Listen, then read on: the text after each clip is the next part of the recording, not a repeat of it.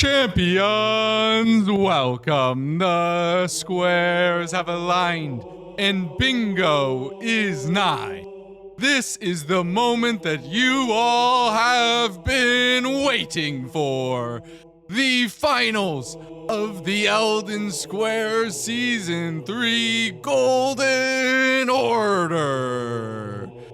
We have a matchup here between Wamp, and Budget Hitless. Fighting out of the red corner, we have the number 4 overall seed coming into the playoffs, but a team with a can't stop, won't stop, will never quit attitude and has deservedly found themselves here. Their primary DLC player is the reigning champion of the Scadu Bingo Omen Vale. It is none other than El Presidente Strom and his teammate, a notorious hater of bingo, a player who comes from the rando racing streets but has found the light in the joy in this 2v2 bingo format. He is looking to become the Elden Bingo Lord in his rookie Golden Order season. It is none other than Wonder the Bingo Hater. And now for their opponents, fighting out of the blue corner. Budget Hitless is the number 1 overall seed coming out of the regular season with an 8-1 record. Their primary DLC player is one of the hottest upstarts in all of bingo, the reigning champion of the Rookie Rumble, none other than Lemon the Spectator, and his teammate, one of the best hitless runners to ever play the sport of bingo, looking to continue a long lineage of hitless bingo champions following in the footsteps of Gino Machido. He is the reigning champion of the Elden Squares Crucible. It is none other than Cronies, Mr. Hitless. And now, it is time to run that board and square off.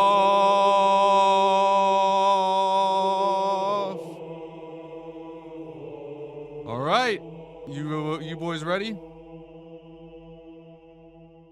Oh, we ready to go, boys? Please. How many times are we running Melania.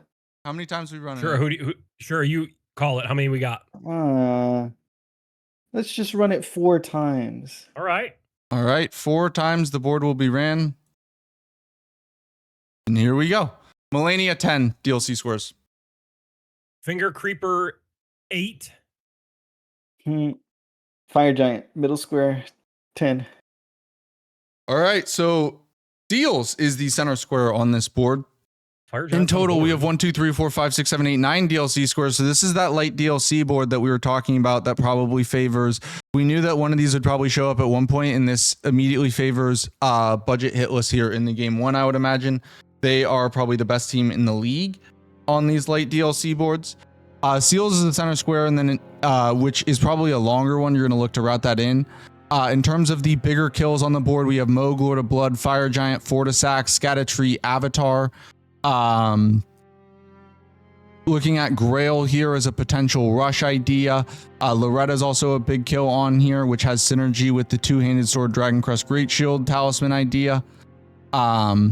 In terms of DLC starts, you have that Red Bear and Rao base there if you want to push for the DLC early. This is a really unique board. What are some of your guys' thoughts? Some of my thoughts first, because it'll be a little quicker than Shura's, because he'll be able to read this more base game heavy board than I will.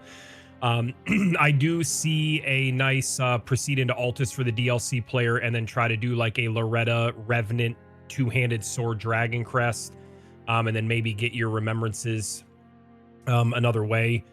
The Red Bear and Rao base is great, but I see that column 1 being all DLC plus your Altis and then Loretta. And I know that all these players, even the ones in this voice channel right now, like whether it's Shura for the DLC player, Rambler on my team, Loretta can be done early.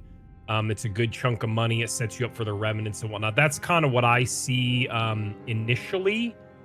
You know, not speaking from the DLC. As far as the DLC, you do have Egon's cookbooks and transformation, along with 5 DLC bosses, being ADM being one of them on that column 5 that synergize a little bit of South play. Of course, Red Bear and Rao base is just a good kill, right? It's 210,000 in the DLC. If you go into the Forge before or after, right, it's right there for you. And that Red Bear and Rao base is not only a DLC boss, it gets you closer to Chief Bloodfiend. Those are the kind of things I see initially. Yeah. I would agree in terms of the DLC. Usually, when you have boards like this, where there is an insane line that are 4 DLC squares, you would be hesitant to not push into the DLC early. But since one of them does require Altis, you can safely just... Basically, Loretta and Acquire Two-Handed are really important squares on this board. I agree, sure. I'm looking at Moog as well. And then,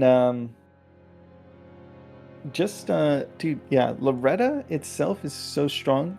It depends on if they have heal, because Revenant is there.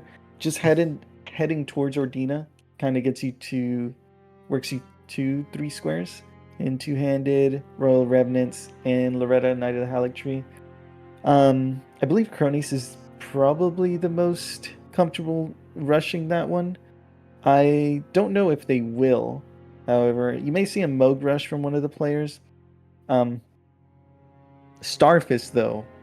Actually, they may...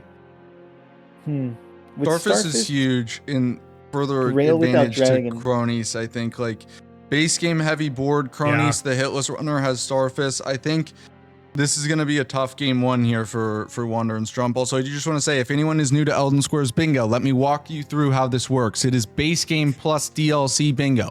All 4 players start out in the round table hold in that base game. They have unlocked graces pre-Altis. They can get Altis access by either Makar, Virgins, or Dectus. Once they get Altis access, they get post-Altis graces. In order to get to the DLC, in vanilla, you got to kill Radahn and Moog. Here, any 2 remembrances will do. The meta rush, which you're probably not going to see this game, is typically Godric Renala. That being said, you can do whatever you want. You could do Melania and Fire Giant, or Moog and Fire Giant, whatever you want. Any 2 remembrances in the base game, all of them are in play with the exception of those in Ashen Capital. So you got 13 options, pick 2 to get to the DLC. Players will also get Sacred Tears and Golden Seeds along the way. And 2 final notes. Number 1 is there are no combined squares. A individual player must complete all of the entire square themselves. So I can't get 5 seals and my teammate gets 1, and that's 5. That does not count. And finally, bingo lines are plus 2 points, and the first team to 13 wins. If you're familiar with Bingo Brawlers at all, it is the same format as Bingo Brawlers Season 2, or Season 3, my apologies, in terms of scoring. Initially, we see here we got Starfist and GK being on the board. Wander is going to go for Grail, while Cronies is going Altis. I think Grail's a good play, yeah. Yeah, I do too. It's on the diagonal, and I do agree with Rambler. I didn't notice this until he said it, and then I looked at it. He's going for Grail. That column 4 is actually kind of nutty. I get Dectus with Starfist and with Grail. Like, you do Grail, and then you can get Axe Talisman and Spiked, which for Starfist I think are worth. Like, I think Dectus makes sense here, even though it's traditionally probably the least popular way into Altis. You can get Grail on your way into Feroth, right? And then you get Axe Tally and Spiked. So yeah, you might be a little bit slower, but your damage on those Starfists is going to be nuts. Not only that, but if you do Dectus, you'd work towards Bloodhound Knight while summoning Blythe. So Wander would be able to pick up both those squares, put pressure on that line. You read my mind, brother. Yes, sir. I'm interested to see if Lemon and Strump do the DLC rush, because I know that there are 9 lit up on the board as we see Wander here going for the baby dragons. I'm counting 10 with NPC bosses. I know you don't have to do NPC bosses in the DLC, but with no reason, essentially no reason to do Vike on this board, I see it being done as part of your DLC. So I'm interested to see what Lemon and Strump do here. But I like this play from Wander. Diagonal square, that's 3 lines blocked or progressed for you, however way you look at it. I could see that as Cronies is heading to Makar here, and when he sees Grail, he's going to know that he's ahead on Makar, and he might push the early Moog, or he might go right to Loretta. Yeah, and I also do want to point this out because I know Wander's making this look easy, and I know he has Starfist, but Wander currently has a +0 weapon and has to kill 5 Dragon Barrow scaled baby dragons entirely hitless. If he gets hit one time, he gets sent all the way back to the start of the game and has lost. However, this was his first move, so basically his game clock goes back to 0 and has no other progress, right? Like, this is incredibly risky in the finals under all this pressure, and to boot, gotta be hitless, can't make one mistake. Yep. Yeah. No, there's also, it can be a very dangerous square whenever the dragons start misbehaving. Yes, if they get dragged together, or very nice roll there. There is an unfortunate hitbox on all dragons. You don't really see them on the big ones because of how big they are, but they can double hit you. And even if you do roll the first initial shockwave, that attack right there, him landing right there, has a double hit, which can easily catch you out. As long as you stay at the front of them, you won't be in trouble. But it's very easy for them to get over you, and then it's over. Burton, thank you so much for the raid. Welcome in, everyone. This is the finals of Elden Squares Bingo Season 3. It is a 2v2 base game plus DLC bingo. If you guys have any questions, please let us know, and we are happy to answer them. And I do want to give a massive shout out to Burton. Burton was a Golden Order player in Elden Squares Season 1 and played in the Crucible in Season 2. He's also just amazing, super nice dude, does a bunch of great content. I know that, like, I'm a big Pokemon fan. He does a lot of Pokemon stuff as well as plenty of other things. So please, if you can go give Burton a follow, he's one of the nicest guys I've met on Twitch. It'd really mean a lot if you guys aren't following him, if you could check him out. But yeah, welcome in. This is the finals. And again, if there are any questions about the format, we kind of just did like a rundown just before the raid. So I don't want to repeat myself for our viewers who have been here, but if there are any questions from anyone who just raided in, please let us know. We are happy to answer them, or someone in chat will. We are going to see Strump and Lemon inside of Red Wolf. Wander just a little bit ahead. I didn't see, because I was watching the Grail, which we are going to see the first final square marked. Who's Inshura? Yes, the first square goes off the board. It is. It is. I didn't see if Lemon or Strump upgraded. I don't think they would have had enough. No. I didn't see the stat requirements. Like, normally I like to keep the money and upgrade, but if you don't have the stats, right, you need 18 decks to wield this. And Strump gets rocked. Oh my God, he got rocked. Good heal. Good heal. Well, he's got to heal again because he doesn't have enough Vig to take a shot. Good point. Good stagger. One of the shittiest riposts. You got to be in like the perfect spot. Yep. I do wonder what they're probably thinking. Very nice job by both of them. They both get through. Lemon made up some time on that fight. Strump made it to the fight first, but they both get it down at about the exact same time. Also, yeah, just to say the stakes a little bit. I mean, we've been playing this form. We came up with this format in-house. It's been getting played for months at this point. The regular season was 8 weeks. This is about the 3rd week of playoffs, right? These players have worked incredibly hard for the last 3 months to get to this point, and this is it. Yep. Games 1 and it's a best of 3, by the way. Games 1 and 2 will be today. If it goes to a game 3, that will be tomorrow. Okay. They didn't. Yep. Nice. I'm interested, Shura, for your thoughts. What are you telling is a terrible term to use, but just for sake of conversation, what are you telling Sai to do on this board as his first play? I do like Grail? the opening of Grail. Yeah. I also just like in general if you just make your way to Altus. If your opponent, so what I think Kronix is most likely going to do with this time, Kronix could have gone very aggressive and immediately push for Bloodhound Knight while summoning Blythe to take that square away from Wander. But which he's doing right now. Instead, Kronix is most likely going to take the time he knows he's ahead on Altus to fully upgrade, and now he's just going to be ahead on tempo. Yes, he will be able to upgrade, and then he can kind of decide like, hey. And Lemon absolutely went full greed there on Margit. Thought he was going to get a stagger and went down. Does he have the grace? He does. Yeah, you always get Castle Ward. I'm pretty sure he grabbed Castle Ward before going to. Yeah. I mean, that's maybe the first Margit death I've seen all season. I mean, was more so a greed issue than a skill issue, right? Right. But yeah. I mean, Lemon intended everything he went for was intentional. He just thought that jump R2 would stagger there. Oh, thank you so much. Yep.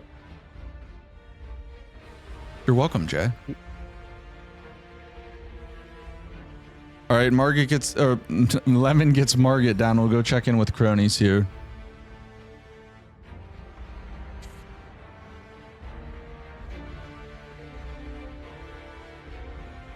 Cronies doing the classic Makar rush.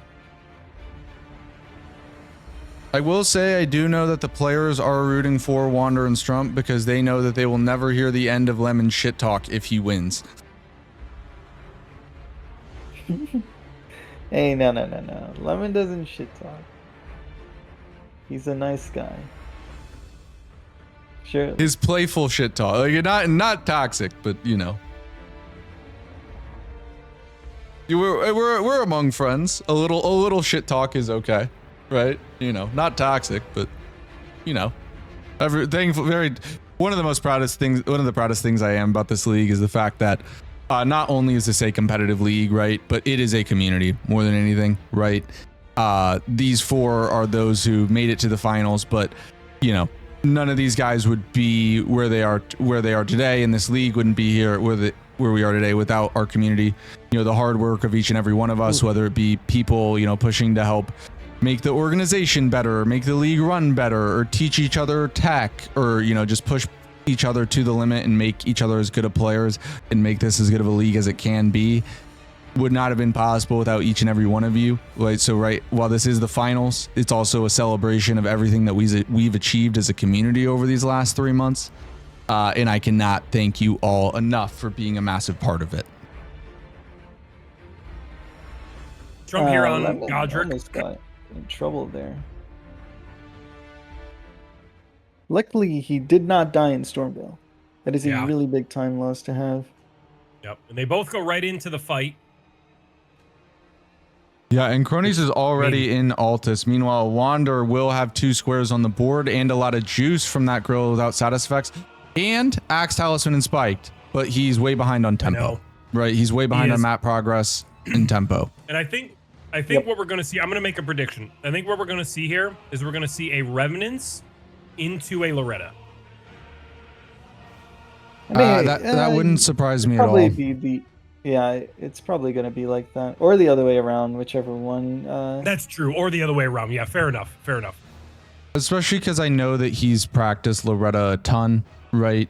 Cronies for most of his not all, but a majority of his like more casual hitless runs, which yes, for Cronies he's so good that that's a thing. He does all remembrances, so has a lot of experience with Loretta, especially in a no-hit situation, especially with those Starfists. Lemon did grab the Godric Grace. I'm guessing for seals maybe later. So what I anticipate Strump and or Lemon doing here when they get into the DLC is I expect, because of Great Katana, how powerful it is, and the double status, it is going to be a grab Rao base Grace for the Forge, and we're going Red Bear +9, and there's no reason not to. Yeah. Yeah, if you're doing Red Bear, you're doing it +9 this game with Great Katana. I mean, really, any dual status weapon we've seen at +9, right? 210,000 Who's, cheap Blood Fiend closer, two-handed and Dragon Crest right there. And what was the other one that I saw? The upgrade plus 5 DLC bosses, right? There's no reason to not go Red Bear. There goes that Bloodhound Knight. Well, column 4. Yeah, that column 4 is under pressure. Wouldn't be surprised if Lemon just goes into the DLC. And Cronies has Lord's Heal. Cronies has Lord's Heal here, so Cronies is just gonna go straight and rip. This is free. Yeah, Cronies is just gonna rip. Most likely they knew this, so they were just trying to get 2 quick squares while Wander gets into Altus, because he is now behind. It is possible for Wander to lose 3 squares here in Loretta, Moog, and Remnants, but we'll see if they push the issue depending on the pressure that happens. God, this is so crazy. This is so dumb. Hey, percent-based damage. True. Can't see it here, but they can. All right. Let's go full screen with Lemon and Cronies for their Renalas. Let's see if Renala behaves here. Yeah, you can make up all the time in the world with just a single moon on the opponent. Yep. Troll over here for Strump. And I like this play by Cronies as we are seeing this double Renala from our DLC primary. Is he kills 2 Remnants, and now he's going into Castle Soul. He's going to get some stones here.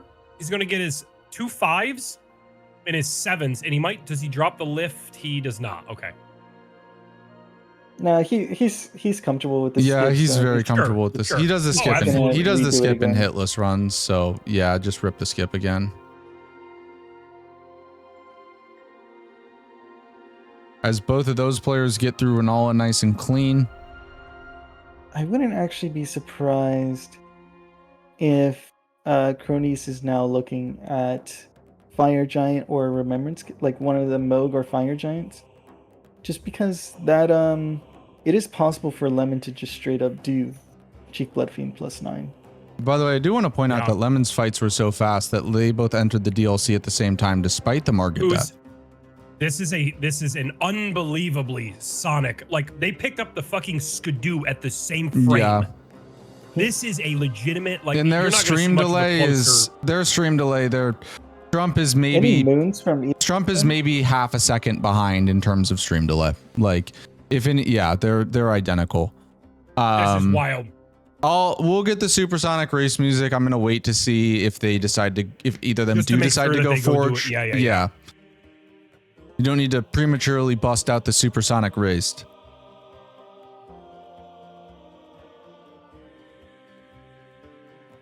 Yeah, I mean, because Trump is like it's literally maybe about 7-8 tenths behind. Yeah. They are step for step with each other.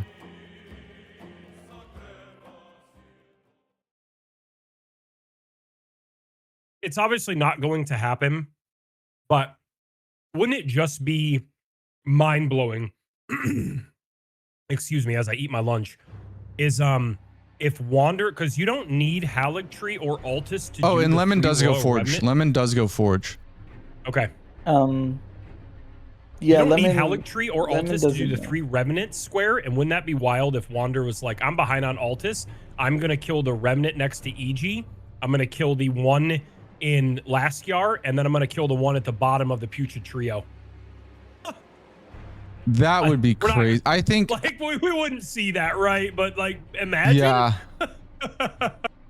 I forgot about the one at the Putrid Trio. I was like, where's the third? And I was like, oh wait, like that's real.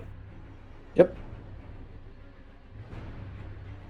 Cronies actually went here to finish it off. Yeah, and there goes the Revenants. So budget hitless are on the board. It's a 2-1 game. So actually they're both going Forge. I thought Strump was running to Red Bear, but no, they both go Forge. Kind of makes Okay. sense because with all the 5 killing. DLC bosses and all of that stuff, you don't want to be behind. And Wander is going to get into Altus here because he has full Dectus. Like someone can easily catch up on 5 DLC bosses if you do Red Bear +9, like very easily. Like in fact, if they are going for Forge into 5 bosses, they will always beat you to it.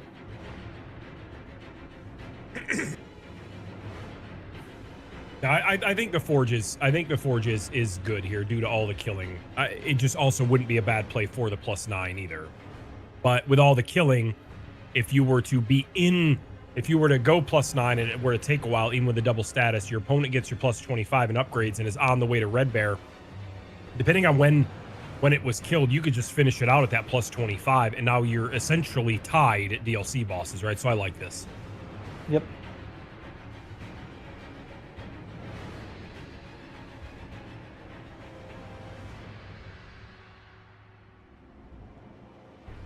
Do you think they just blitz Red Bear, both of them, after this?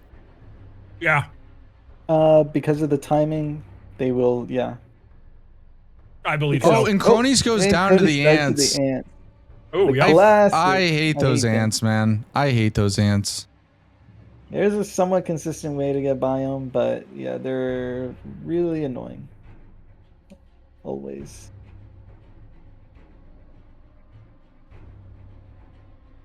All right, who can menu upgrade at Andre quicker? Lemon may not just straight up go for it, just because he probably believes he's behind because of the market death. Oh, you know what? I didn't think of that. You're right.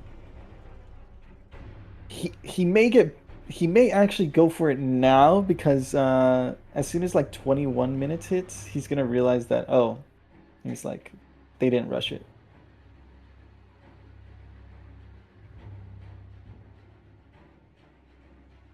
Especially with this weapon, actually it would be done faster than 21 minutes. Oh, Lemon's sitting to level here. I mean, to be fair, we are going to see Strump will probably sit to level at the next Grace, right? Yeah, I think so. Yes. Yes, for sure. But we are going to see a Revenant into Loretta, and I like it.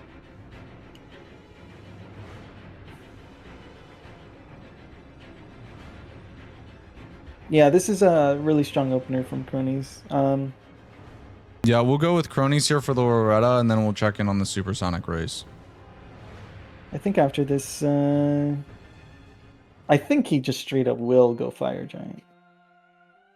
Getting one of the big kills is really important in terms of the remembrances, because I don't know if Lemon is going to come back to the base game to do much other than like catacombs and stuff like that.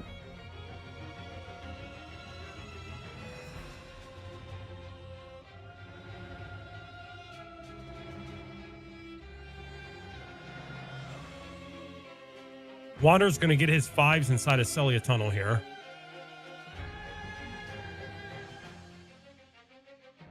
Yeah, we will check in with Lemon, and we'll check in with. I know Lemon and Cronies are or Lemon and Strump are racing for this, but we will check in with them for. Ooh, except Lemon is grabbing. No, they're not step for step because Lemon's grabbing Templetown. He is. Yeah, I mean, he thinks he's behind. Right, it might be the Margit. Yes, I think he thinks he's behind, so he's going to get one of the 2 squares. Oh, and Cronies gets hit.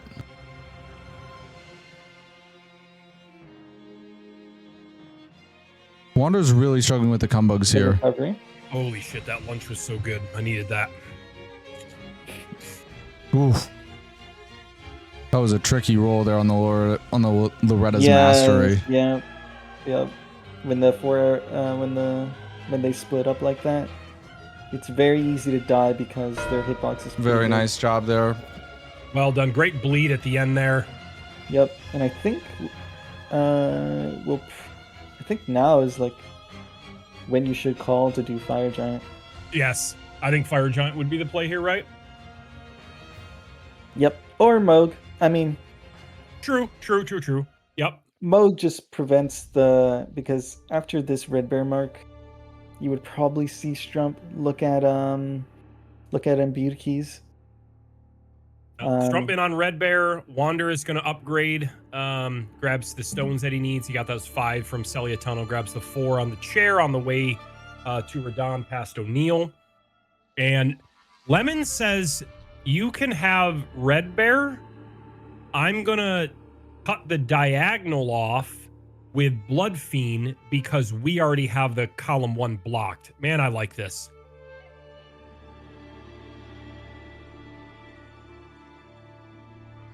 Yeah. Oh, that attack right there is one of the... Like, I'm pretty sure with that Vig, he will die to it if he gets hit with it. It's unfortunate that the red bears also have the insane rune bear attack because... Oh, no! My voice... Oh, no, he should have just ran. Yeah, he decided to block it. Yeah, and didn't get it. He's going to get the red bear. Yeah, it doesn't really matter. It, but I mean, actually, we've seen though, like these just time losses add up, right? Like you never know. You never know when like one death means the time loss that like you die once and then all of a sudden like you may not get sniped on the square you're going for now, but it might need you to get sniped on the next square or even 2-3 squares down the line, right? He might. Yeah, cheap Blood Fiend does hit hard. And you're right, and I'm sorry to take table salt and throw it in your wound, Shura, but you experienced it with dying to Hippo. If you don't die to Hippo, you win 5 DLC bosses. Like you win that square. And it sucks. It's happened to everybody at some point in their bingo career, right? Whether it's Golden Order, Crucible, Rookie Rumble, practice matches, like this shit just happens, right? But and Lemon goes down there, and Lemon goes down, dude. They're both pushing really hard, like they're both greeting like hell. Is the harder fight, like it really is the harder fight. They are both like they're both also just playing really greedy and like trying to not heal, right? I know. Like they're both just pressing the issue. By the way, your prediction about Wander going, your prediction about Wander going for FG looks like it was correct. Yep. It makes sense, and this makes sense from Cronies to go Moog because even though you do like cheap Blood Fiend blocks the column, but Moog will block the road 2, in which you would expect imbued keys to be marked by Strump, since he again, from Lemon's perspective, he is second. Well done, Strump. And then Shura, on top of that, Moog is really good too, right? Remembrance, 2 remembrances getting the DLC, and Cronies is more set up in a sense, albeit loosely, to get the Dragon Crest. Wow, Jesus Christ. Lemon greeds and doesn't get it.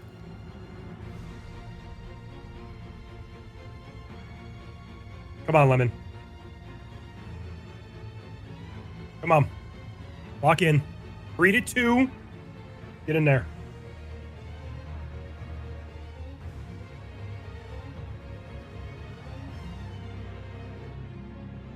Trump is looking to go south, I believe. Good strafe, Lemon. Come on. Riposte. Yeah, we'll check in with Wander for Fire Giant right after this, as well as Cronies going for Moog to Blood. Heal. Okay. Lemon needs to be careful about the passive bleed proc. I know, you're right. Good stagger. Just take the rear. Okay, never mind. He's gonna get it right here. Boom, there's a blood loss. Not too bad. Lemon, you gotta roll that. Like if you can stand in front of Chief Blood Fiend when he does the flame attack, and you can just roll right into his belly. And Lemon goes down again. Yeah, I thought. I mean, Lemon is a player who does play risky, and like we see him die every once in a while, right? Like more so, I think maybe more so. This is uncharacteristic. Yeah, this is a lot. I don't think he knows the fight because he would. I think he would stand there and just charge attack if he knew that you can just. I don't think it's finals nerves, honestly. Lemon doesn't take me as the type to get super nervous for this stuff. I think it's more so just Chief Bloodfiend Rush is not super meta, right? It is tough. Like, by the way, really Cronies literally just survives on 1. Oh my. Wait, what happened to all this flash? I don't know. Is he out? He didn't switch. Oh, he still has like all blue. Heal. And then he rolls into the blood flame, and then he rolls into the blood flame and goes down. So he's gonna have to go to the Grace, call the elevator back down. Yeah, I mean, early on, I'd say this is massive. Like, Lemon does get Bloodfiend down there, but I feel like massive advantage Wander and Strump here so far in this game, right? Like, cause it felt like, which is it was a dangerous proposition to make, right? Because it did feel like Wander in particular went a lot more like conservative with his opening game plan and trying to be like basically just saying like, hey, I'm gonna put easy squares on the board, right? That maybe aren't the best like in a vacuum, right? You'd rather get those more valuable kills, right? And while we were yapping, great job, Wander. Yeah, great job, Wander there. But I feel like they basically just dared Lemon and Cronies to like make plays, right? And granted, I would have said beforehand this is a very dangerous team to dare into that, but it's working out for them so far.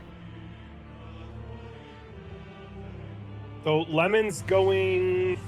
I wonder if they're going to address the row 2 because that is going to be a problem. As we see, Strump has 2 DLC bosses, Lemon has 1, and Strump is going to grab a cookbook and grab the Grace up there past Senesax to set up for transformation. I think he'll set up Alana. Actually, he just wants imbued keys. And honestly, this is obviously a little wild. Okay, Wander, is he going Catacombs? Because this is the baddest play he could do. Yeah. Also, while it might not be like the most optimal or the meta or anything to do, Lamenter is not the worst call here for a DLC boss to link you right into a transformation. True. I don't foresee Strump doing because he's going to have the Senesax Grace and he can kill Hippo for one of the DLC bosses, but it's at least a. And Cronies goes down again. Goes down. Yep. Ooh, no. This is shocking. I know. It actually really is. Yeah, I mean, like Cronies, I will say the only fight that he's made mistakes on all season is Moog, right? Like, I do remember he had one Moog incident, right? I mean, calling it. Excuse me, like for him, right?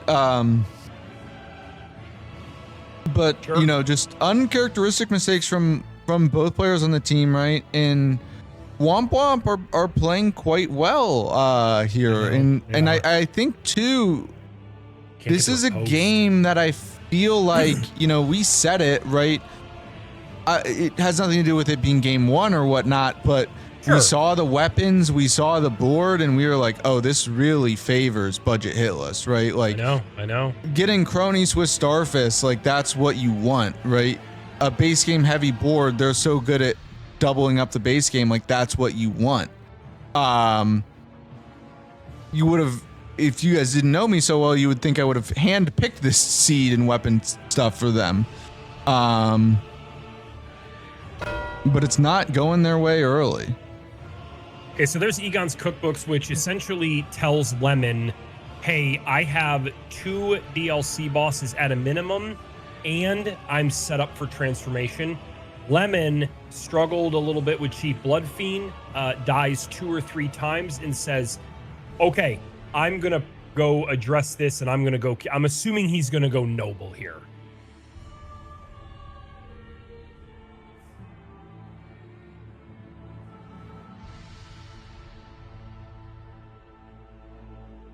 Yeah, there goes the Lord of Blood. No, I know, Rambler, for sure. Because when Strump sees that, Strump's going to say, okay. And we have a Lamenter play. Trump is doing the Lamenter play. I mean, to be fair, if there was anyone who I think was going to do it, it would be either you or Strump, right?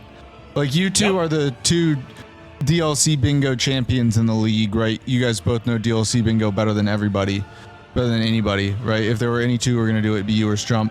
The idea behind Lamenter is that it's a DLC boss and the idea is that it's a DLC boss and he can get transformation. And yes, he has the first grace by the painting reward, but he can A, get transformation faster, right? And B, it doesn't require him to kill Hippo, right? Obviously, you have to kill Lamenter instead, but you can do bosses other than Hippo, right? Yep, and it's an NPC boss, yeah. And he now can do Scatter Tree Avatar by going towards back section, should he want to do it, drain the water, and then just do the skip. Like, he is not required to even go to, like, back section, like, at all in this game, so. Yeah, because you really don't need like, the only thing you need Shadow Keep for is, potentially that transformation in Scatter-Tree, right? Like, in Scatter-Tree, I feel like it's just gonna sit there and rot, right? It's pretty isolated in a long kill, right? I agree with that. Because he's gonna do Dane, who is right for a DLC boss, and an NPC boss. So, and he could. I mean, you have GK. Like, Solitude normally doesn't get gunned, but rip it, right? You know, that's actually a really good shout. He could go from Scorched Ruins right into Solitary Jail. Yep. Oh, right there. What happened? Was that only 2? I think he just meant to scroll up and clicked. I think he just meant to scroll up and clicked. Yeah, it's 2. Yeah, that's not a mismark. He unmarked it right away. He just meant to scroll up and clicked.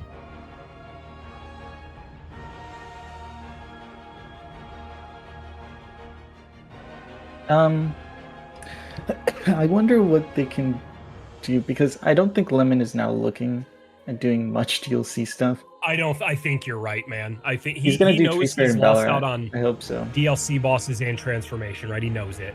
He's gonna get his imbued sword key here, and then what is he gonna do?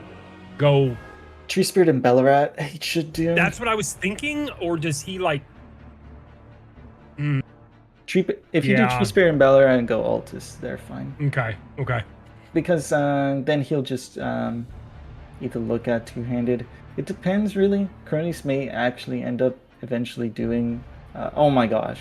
Wait, did he hit the skip? He fucking did. There's like some weird schizo skip that Lemon just did that we figured out, but it's so inconsistent. Yeah, and we'll bring this to the dual screen here. Crony's going to move to the top right there. There's imbued. Well done, Lemon. Let's see what he does here. This is for full Halidry Medallion. Lemon goes high road.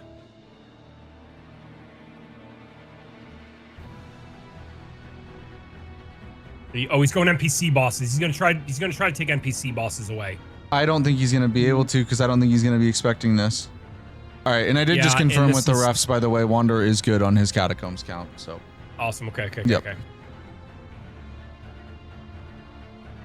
Yeah, I don't think he'd ever expect to lose. We haven't seen this all season. No, this is one of the few weapons you can do this with. I've attempted jails with Lamenter before, with different weapons, and it is hardcore weapon dependent, because otherwise you're in here for too long, and it does not matter that. Yes. Like, at this point, you could have just done Hippo and got in transformation. Right. Okay, so and there goes Lamenter down. So he's got 3 DLC bosses, 2 NPCs, and he's probably going to hold transformation for just a bit. Yeah, because he doesn't have to use it.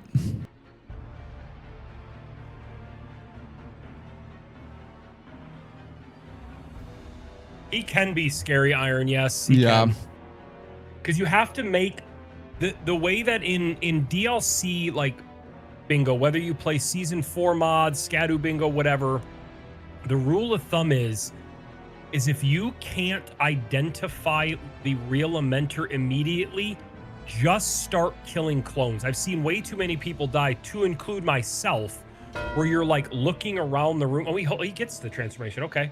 He like looks around, like we look around the room and then like 10 seconds go by and then we're like, oh, I think it's this one. And then it's not. And then before you know it, you got like 5 skulls and then you're in the panic of like, shit, I can't do that again.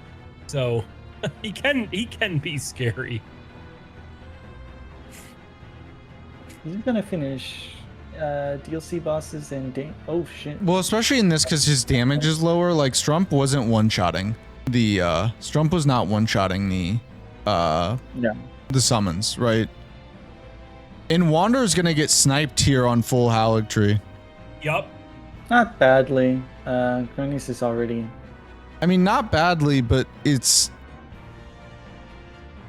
gonna matter. Like it'll matter because, I mean, Wamp was definitely in the lead, right? Like they're definitely in the lead at the moment, but it's not gigantic, right? Despite all those mistakes. He didn't even do any damage. Yeah. Cronies did prep Sage's cave, so is he gonna go back there, or is he gonna do dragon? And we do see the immediate Mog out. Yeah, I mean, look, don't get me wrong. Strump still has a lot of prio here, right? But despite those mistakes from Lemon and Cronies, it is actively a tie game, right? I know, yeah. And again, this is just game 1. This is potentially a best of 3 set. Game 2 will be after the conclusion of this game, and if necessary, game 3 will be tomorrow. Yep.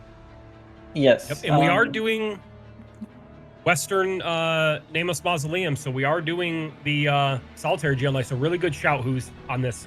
Yeah, Lemon's gonna finish that up. So let's check in here with he knows he's uncontested with DLC. Right.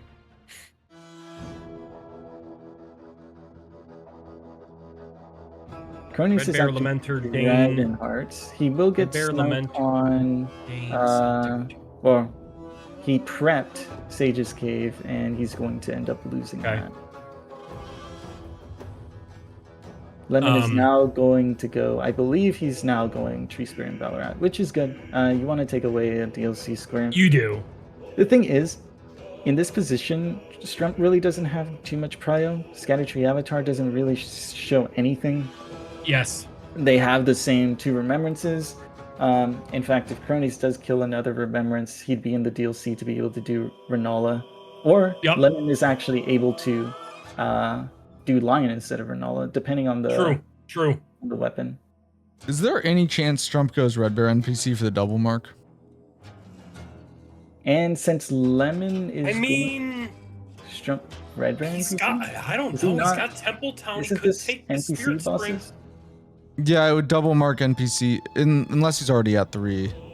This is no, he's at 2. He's got or he's got 3, right? He's got Lamentor, ADM, and Dane. Yeah. Wait, he just marked it though. Yeah, no, that's 4. Yeah, it's right. Oh, that's 4. Lamentor, Sorry, ADM, Dane, and now Solitary Jail. Okay. Yep. My bad. And then his 5th is Regalia. Yep. Okay. Makes sense. Might be. Yep, I was also thinking the same thing. I thought he was at 2 myself.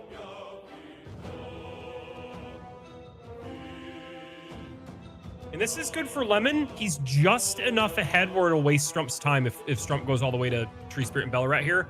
Because Strump probably thinks he's got free reign. He probably expects Lemon to leave. Lemon already having Altus is really good. Because and a duo boss. Sure. There's 2 colossal checks that Lemon's going to have access to that Strump does not. Strump, albeit could, and I've done this before, kill Moonrathil for a colossal check. And that's actually goes pretty well. Oh my god, Wander's gonna get sniped. Wait. Wander's gonna get sniped. So Wamp not if he does the skip. Not if he does the skip. He's doing it. He got it! He got it! He got the skip! Oh my god. Jesus Christmas. Holy hell in a handbasket. So Lemon is just enough ahead of Strump to waste his time. But like Shura said, Strump could, use Dancing Lion as a Colossal. However, Lemon's got Altis, a few more Colossal checks, and he has a duo trio boss down. Granted, you still need 4 more of them, but he's got one, right, with Virgins. Wander almost goes down there. That would have been catastrophic. I mean, Cronies gets a kill at the same time, though. It's not over. It's not over. It depends on how many times this Black Knight decides to backstep. Cronies does not have the Sentry Scorch on right now. Does he have it? No. Their stream delay, by the way, Wander is about a second or 2 behind, so Wander has an extra. Does he not have it? He doesn't have it. He doesn't. But he's using Hoarfrost. Yeah.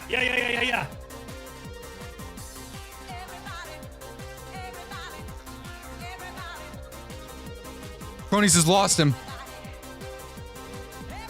The damage is so much different. Oh God, man, I'm freaking out right now. Cronies get stabbed. Wander, I think Wander's gonna get it. Wander's got it with the blade. Wander got it. I'm surprised that we completely lost Jay there. We completely lost Jay's mic fully peaked there. Oh my God, I'm so sorry. I'm surprised that it didn't. I just heard Wander's got it with that. Oh my God. And Wander immediately going to get hugged. And the race isn't over, by the way, because Tree Spirit and Bellarat. Yep.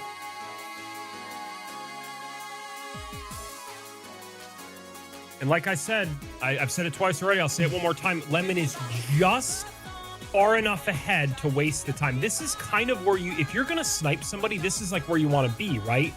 You don't want to be right here at Tree Spirit right as Strump goes. No, if you're going to snipe somebody, you want to be right where Wander was. All or of that. it. Yes. Yeah. Yes, or that. But if Lemon was right here as Strump was on Torrent passing the Furnace Golem and Scorched Ruins, it wouldn't be as bad. But now, he's gone throughout Bellarat. Yeah, I mean, that skip not only won them that square, but might be game winning, because if not for that, if Cronies gets that square and they get sniped after this Tree Spirit and Bellarat, it could have been, it's going to be 10-8 for Wamp, but it could have been 9-9. Like, we could have been tied at 9.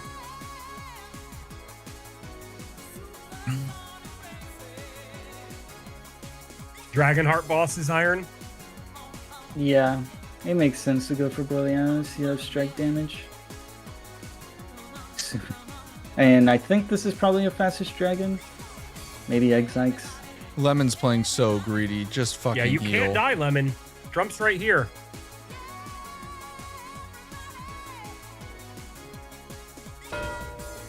He got it. Okay, Lemon does get it. It's a good kill.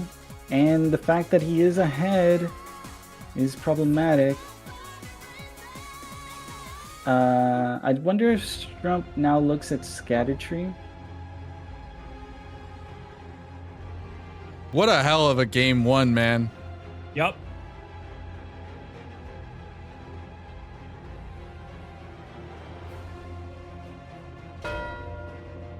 There goes Dragonhearts. Yeah, I mean, Darls, in the playoffs, everyone's flying and everyone's going very aggressive. Like, over the course of the season in general, the average length of the games has gone down a lot, right? As the players have gotten better.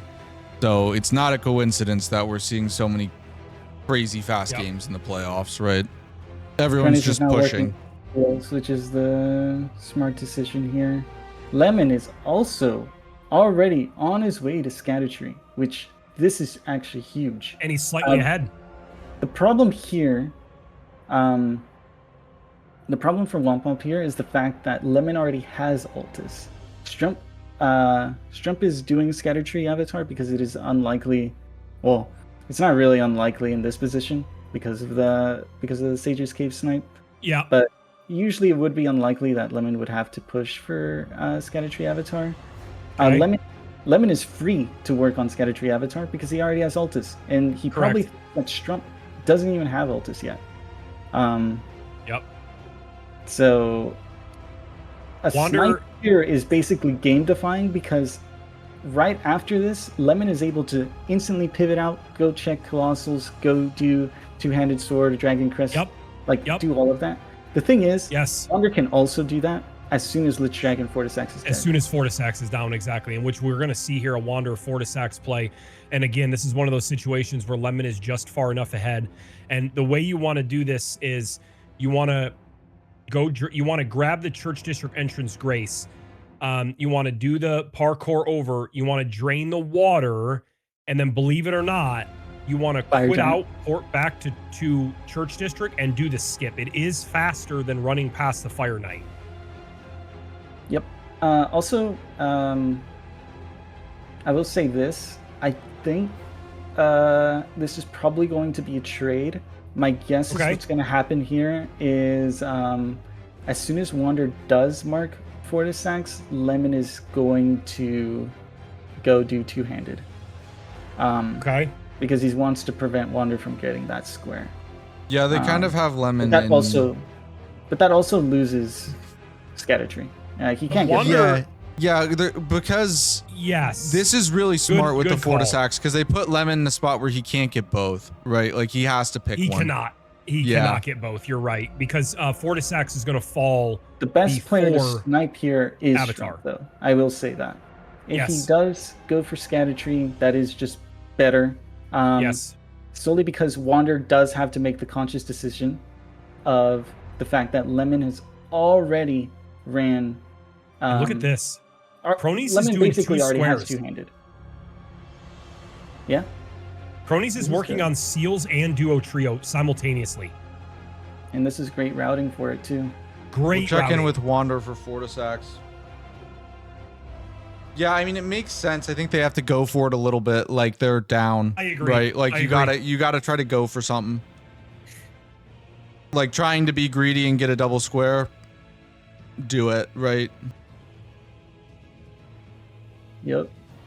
I think the biggest Lemon goes. There's a thing here. It's the fact that I don't know if Wander is going, or I don't know if they're going to make the call to go two-handed, because they know that Lemon doing Noble just means that you most likely did Altus. You weren't ever working on DLC bosses, so it's very obvious that Lemon went into Altus already, which is problematic for Wander. Because if he does go for two-handed, it is a good square, but he is going to waste a lot of his time because he has to make up the run that Lemon has already done, since he already has the Grace by two-handed. Right. I mean, the thing is, if Cronies gets both the squares he's working on and Lemon does snipe on Sunflower, right? Then it just becomes a DLC Colossal race. And that's Lemon is ahead on this ish. They're both Wander going the same is route. Able They're to, both just running. Which I don't hate, but I think you save a port, will we you see save a a quit out. Break? Maybe Cronies has to deal with Ensha. Slight time loss, but hey, to refs, Thomas Harv, all you guys, can we make sure all Cronies' counts are good for Seals and Duo Trio? Just double check them, please. Thank you.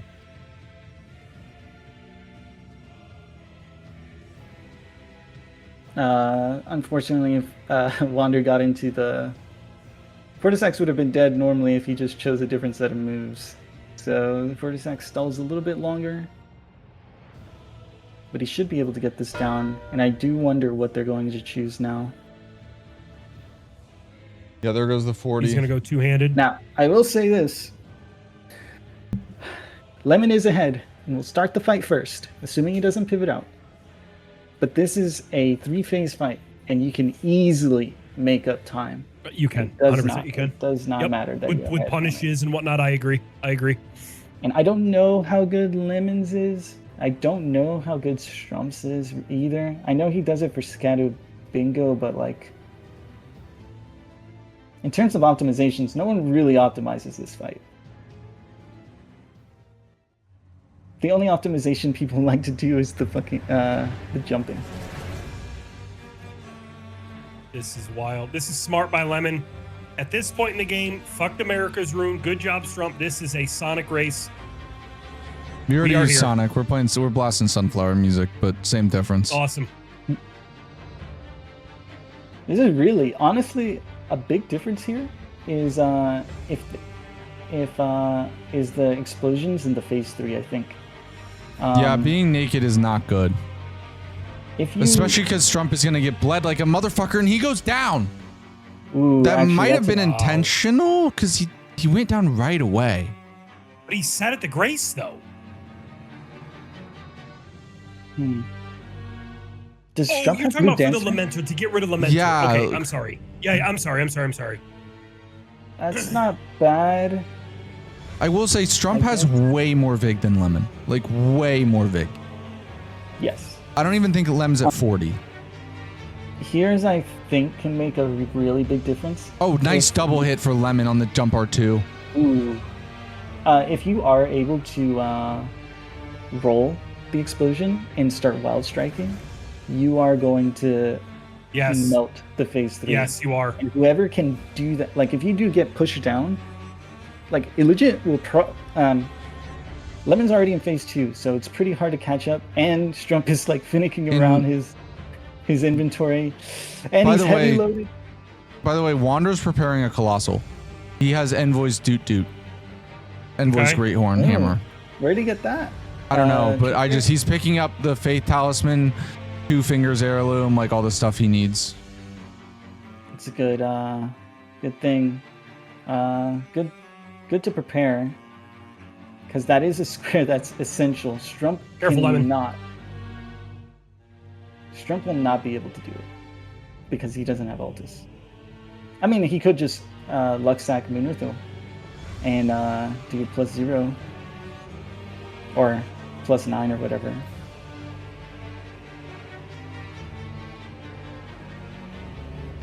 He could get to Wild Strike. Oh, he's missing. Lemon's in on phase 3. This is the end of phase 1 for Strump, right? Correct. So Lemon's an entire phase ahead. You never in riposte. Strump's case, Strump can get hit to explosion and not die. Lemon, however, if he does get double hit, he dies. I know he will, because well, this is the moment of that truth. big is not enough. Lemon dies. Oh my god. Lemon died. And now it's all now Strump can snipe. I'm just silent because that just sucks. I'm surprised he just stood there and not well, he has some sort of time. I know people have different ways of timing that stuff. I think his timings was maybe, I don't know. Like with that Vig, I know you have to just run away, because you just want to roll the light beam at the end. You can't afford to roll the explosion. Yeah, that death is I mean, the thing is, actually, it's maybe not detrimental. No, I mean, it's not the worst. It just because the problem says Lemon will go get 2-handed Dragon Crest, right? The problem is Lemon has to go get 2-handed Dragon Crest and then somehow beat Wander to Colossal. Right.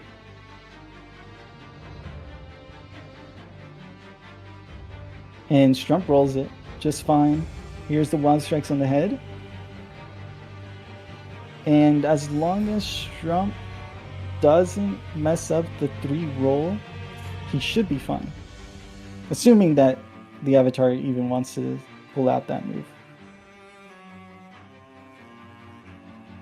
He may actually kill it before then. Yep, he's getting some good RNG here.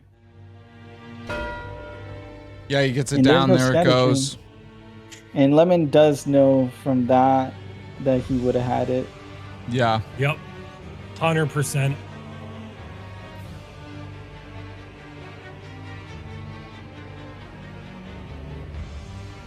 And I think Wander already set up the Colossal. I don't think there's a way to reasonably get. No, it would take a colossal skill issue by Wander. Haha. Oh no, Wander is gonna get sniped here. Oh, he is. Well, maybe not. It really depends on what Lemon does. Lemon are and Cronies doesn't have too much prio on the duo trios. He's going to get the last seal, but he only has two he duos. Just went to go get more to do. Not double prepping is a little scary. But Cronies has been silent for a long time, so you're probably assuming that... Lemon just picked up a Colossal. He got Royal Greatsword. You can get that to +4 Frost proc. It is easier to wield, I believe, because you can get the int tier right next to EG. Lemon is now actually going to go finish two-handed. Damn, that Scattered Tree death was actually... Yeah. It was everything, really. I mean, you can't say that it, like, cost them... You can't say that Budget Hitless would have won, right? But you can say that, like, it cost them a chance, right? Like, it would have been basically a 50-50 endgame if Lemon snipes there, right? Versus, Wamp pretty much have this in the bag, right? Okay, sorry, I'm back. I needed a snack. Yeah. I'm unbelievably hungry today.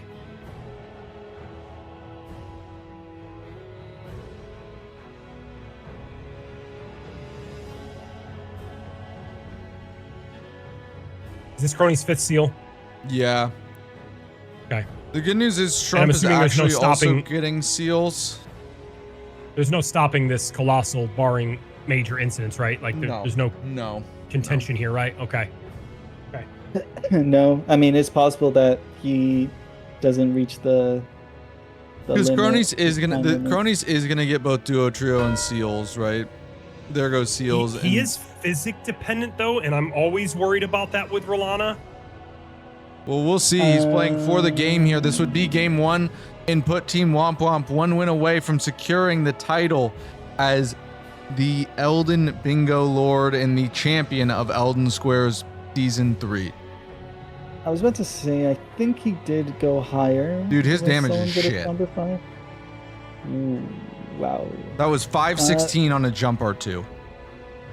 Maybe that was a jump R1. This is fine. The real problem is going to be second phase, because that is where she likes to stall a lot. And with Colossus, you're not going to be able to... Because the problem isn't, like, I know that he can do this kill with this low of damage, right? The question I have is, can he do this kill with this low of damage in 3 minutes? That's the problem. No, but he should be able to, as long as he doesn't get chipped too much, he should be able to finish it off, because most of the time when we have to do this square, you straight up do run out of physic, and you have to finish the fight with 5 damage. But you have to make sure to not chip, like get chipped this much. Albeit, I was kind of surprised. If this I'm kind of surprised too, because I feel like I don't know what he is. I feel like this looks like maybe +4, maybe a little bit more, because he's only doing 800. 5.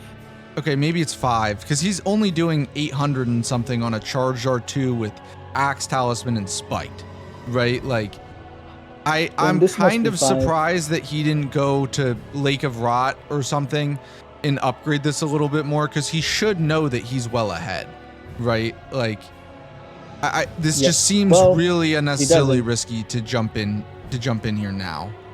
He doesn't know that he's well ahead because of Lemon, because of this. Yeah, because of Lemon. Well, now he does. Yep. Which I believe he still has some time. It's very easy to die in this phase if you're not careful. The real big issue is how much she decides to stall. Ooh, great attack.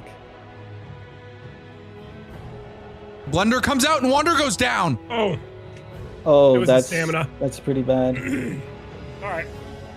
But Lemon still has to do in Lemon's coming. In Lemon is coming. Lemon is going. He has Royal Greatsword. He's going to go get the +4. I don't think he has 2. He doesn't have 2 long tries. He has maybe 1. Lemon will also have to do this in Physic. The only benefit is that if he knows that he can Froster with the Ash of War, The frost isn't really for the percent base damage. It's just for the fact that I believe frost gives 10 or 15% more damage. Yeah, and Cronies is going to win duo trio, by the way. Like it's Strump is trying to contest, but Cronies just has this. He already did 2 in Altus, right? Like he's well ahead. This is number 4. I think he just has demi-human chiefs for 5. Mm-hmm. No, he already did demi-human chiefs. Okay, then he has pumpkin duo for 5. He's got tree scent duo. Except is he going Crystallians? Even so, I don't think it matters. Flower. There's no way he's going Crystallians. It's not the right call, but I don't think it matters. Are you sure? Because Strump can get Clean Route Knight duo into. Strump's only at 2, I think. Except Cronies, can you get the skip, bud? Well, just run around to Pumpkinhead. Hey, Rafts, can we get a double count for Strump? I think he just did Chiefs in Pumpkinhead.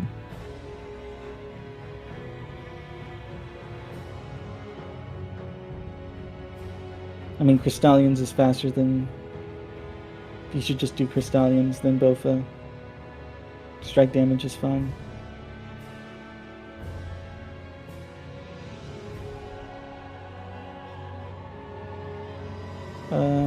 Looks like he is gonna go do both. Really? This is an insane call by Cronies. I know. I read that from Stakes and I was like, oh my god, you're right. Ooh, okay. Wanderer didn't get clipped by the end there. He could have because of where his feet landed. Good charge attack punish here. By the way, Lemon's not getting chipped as much, which is a good thing. Lemon's. Oh, okay. I just won't speak. Oh no, I think he's going to Clean Rot Knight duo. He just took a really weird. He's going to Clean Rot Knight. He just didn't want to do the skip. That's what he's doing. All right, that makes. Not the best way to get there, but inner Ionia. Yeah, not the best way to get there, but okay. Wander's one shot. He's okay. And I think he's out of heals now. Yes, he is out of heals. And I don't know if this fight has been longer because he is going to start getting chipped because he is not light load. And he may lose physic. Dude, and Lemon has freaking two-handed sword and Dragon Crest Great Shield. Like it's gonna, those will matter if he gets a chance at this. Yeah. And Wander goes down again, dude. He should have, after that first death, because he saw the lemon death, he should have gone, because what, there's 6, 7, 8 in Lake of Rot, right? Yes, but he should have gone to he should have gone to Lake of Rot and got 6, 7, 8 after that first death, because he dies. There's a better 6. Regardless, he should have upgraded, right? Like. Yes. No. Yeah, this was mistake. Deep root, whatever. It doesn't matter. My point being, like, he should have upgraded. This was a mistake because since you have Altus, you have the ability to because of Lake of Rot, like. Yeah. And wait a second. He should have 6. I don't know exactly what level it is. So he has the deep root 6. Still, no? I mean, Lemon's only going +5. There goes the duo trio. It all comes down to this. It's Lemon versus. It comes out of one square. Yeah. Lion or Rolana. He chooses Rolana. Lion is actually, unironically, the better call. When I was doing a bunch of random testing. Especially if it is possible that you are not going to get physical Lion. Yeah. Because Lion is squishier. I mean, Lemon is +5, but should have better damage because he has Frost and he also has Dragon Crest. He only has Frost on the Ash, right? Yep. That's the only. That's it. And Let me think of where you would pop it on a stagger. The other question is too, like, how much higher is his Scadu, right? Because he's been in the DLC.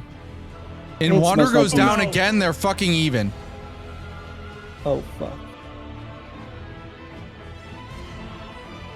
So the real problem is he doesn't upgrade Flask. You have upgraded Flask, Lemon. You know you're gonna be in this fight for a long time. I mean, he's probably just stressed, which I would be too. I mean, because look, like, think about Lemon's perspective, right? He has not played well all game, right? Like, at least not played up to his standards, right? Dies on Scatatry, you know, the mistakes earlier on Chief Blood Fiend, right? Like, he has not played a game that's up to his standards, right? But he has a chance now to be a hero at the end, and none of that's gonna matter, right? He needs to start getting these crouch punishes.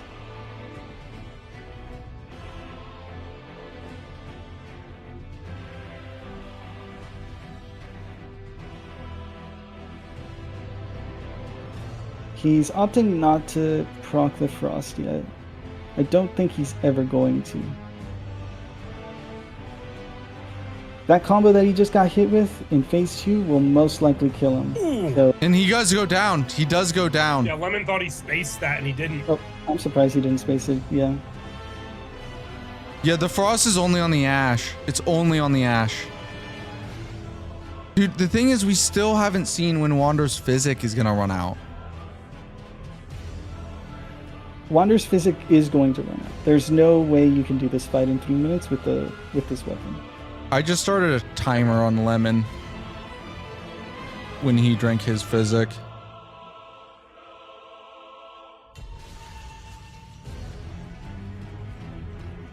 He has to go for charge attacks, man.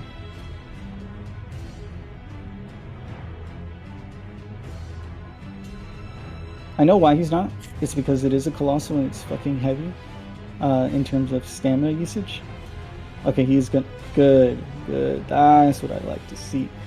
Wander is now entering this, like, he's in the second phase, and this is the most dangerous part. Yeah, I have a clock right now on Lemon's. He's done, right? I have a clock on Lemon's Physic right now. We don't have a clock. I don't know. We don't know the status of Wander's.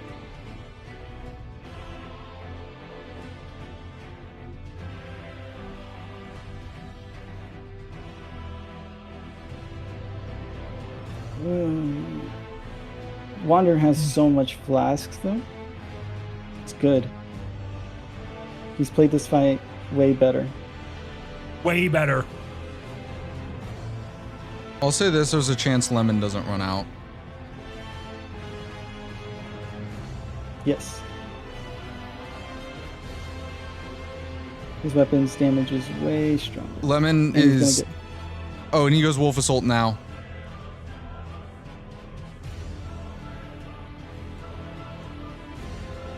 But doesn't get the Frost and goes down. We go full screen with Wander. Dude, that Wolf Assault just does not. That Frost is fucking and fake. Physic is out. Physic is out.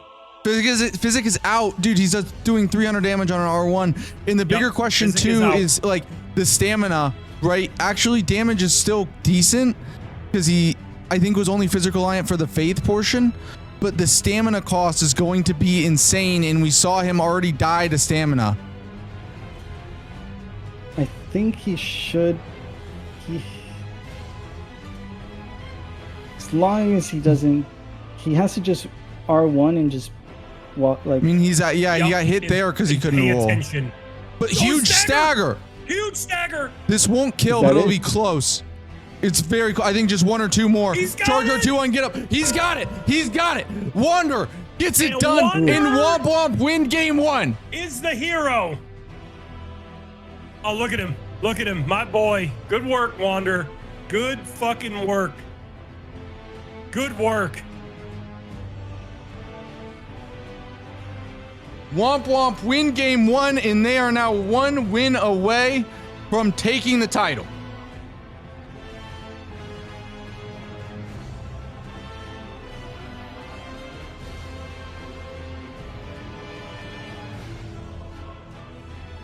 Could I give him a little bit of extra time? Oh, for sure. All right, I'm gonna give him until 3:45. I mean, Three? there were a couple of things. I'm gonna right, give him guys? 20. I'm gonna give him 20 minutes. I'm gonna give him 20 minutes instead of 15. So Right. there were a couple of things that, to what like Lion just said. There was the caves, Sage's Cave skip for sure was a huge play that changed things. The Scatter Tree death by Lemon, he gets that square. But I do want to point out in the beginning of the game, like dying that much to Blood Fiend early made Lemon do something he probably didn't want to do initially, right? He had to change his game plan up. Yeah, because honestly, at that point, he marks Chief Blood Fiend before Strump does, Red Baron Round Base, and he's right. able And you said he went there because of the Margit death, right? Which makes sense. Yeah. Yeah, big moments was Lemon dying at Scatter Tree Avatar, and Crony's Hoarfrost Stomp didn't get the frost on the assassin, and he lost it. Oh, right. Which is the reason why he wasn't able to get that. I mean, Wander also hit the skip. Dude, Wander hitting that skip was insane. Insane. It was 100%. That skip, in hindsight, probably won the game. Honestly.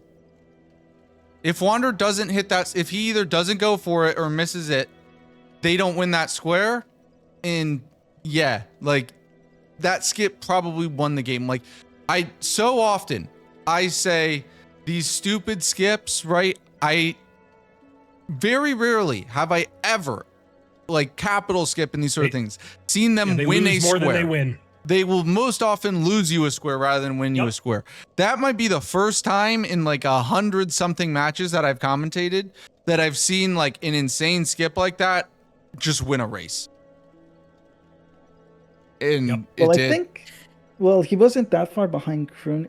I'm pretty sure he still gets the square solely because of the Sentry's Torch. No, Cronies was very no way. Cronies had him at less than half health or whatever. The problem was like because Hoarfrost, he was able to reveal it with Hoarfrost Stomp, and because Hoarfrost is like multi-hit with the cold, it actually is building up frost. Like he no way. He just didn't get the get the frost. Yeah, and then it got really close to him. Like it got the assassin was super close to him, so he was going for Hoarfrost and he couldn't land. Right, like. No way he gets that without the skip. Just no way. Yep. I mean, they also probably budget team Hitless probably get that square if Cronies doesn't die to Moog twice. I believe he died twice. Oh, I forgot about the deaths to Moog. Yeah. Those were pretty big because if he kills, because he would have killed Moog before Wander finished Fire Giant, and that means he has first mover's advantage to like continue moving.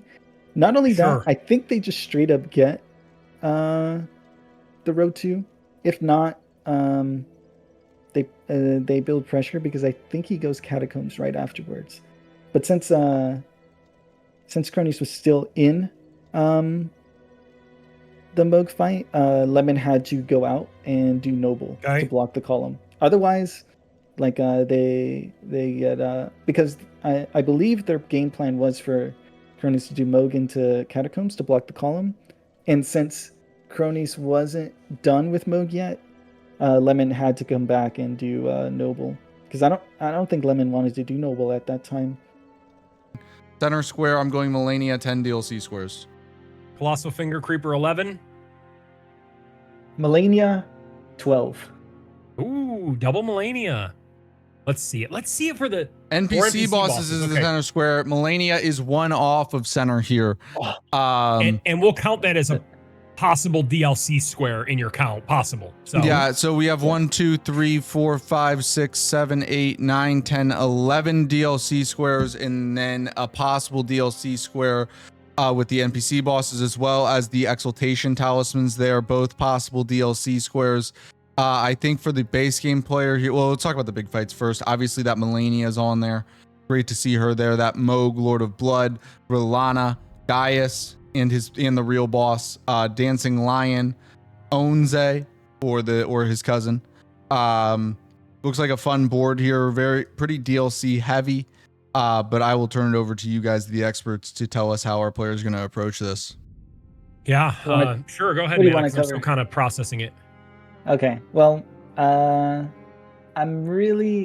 this is pretty heavy in the DLC, and I'm really looking at two main plays that our players will be looking at.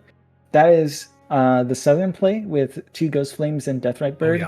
Since you can get Sacred Blade. I'm not sure if they're gonna have a strike weapon. If they do, then that's a no-brainer play. It's very quick. You have the initial Rush Square and Red Baron Rao base still. Rolana is a very easy one. No castle bosses though, so it would just be a single square, not even a Remembrances to pair it off with. But there's also the back section play with Iris. In this game, you could possibly just run all the way back section, all the way to the back section, Grace, and then do Iris from the elevator the normal way. Yes. Instead of running back from Rao. Yes, because you want to secure Gaius. But I think South is pretty strong. It's very quick. It's an NPC boss. Demi-Human Swordmaster is just a 1 strikes away from it's like a 2-minute square after killing ADM. Ghost Flames are pretty easy, and Deathrite Bird and Char's Hidden Grave can kill you, but as long as you get the Sacred Blade for the Ghost Flames, that one should be a cakewalk. I like and transformation. I like the South here too, Shura. Is what I think I'm going. I'm going to try to route in my Sacred Blade. ADM being an NPC boss sets you right up there for the Deathrite Bird and Charos, and then obviously there's a Ghost Flame down there. Then there's one, obviously, because we're not doing the Reprimand one 99 times out of 100. Normally, I would say on this board that Red Baron Rao base is a trap. But I like where it's at. However, I still think it's not a good square to go for because of how easily you can just shut it down. I agree. If you go south. So I think you're right in choosing either back section or because your back section, not only did you mention the Iris of Grace, the Gaius's pants and whatnot, but you also kind of get a little pseudo set up for the 3 Crucible Knights, but that's going to require Altus anyway. So I would probably go south on this board.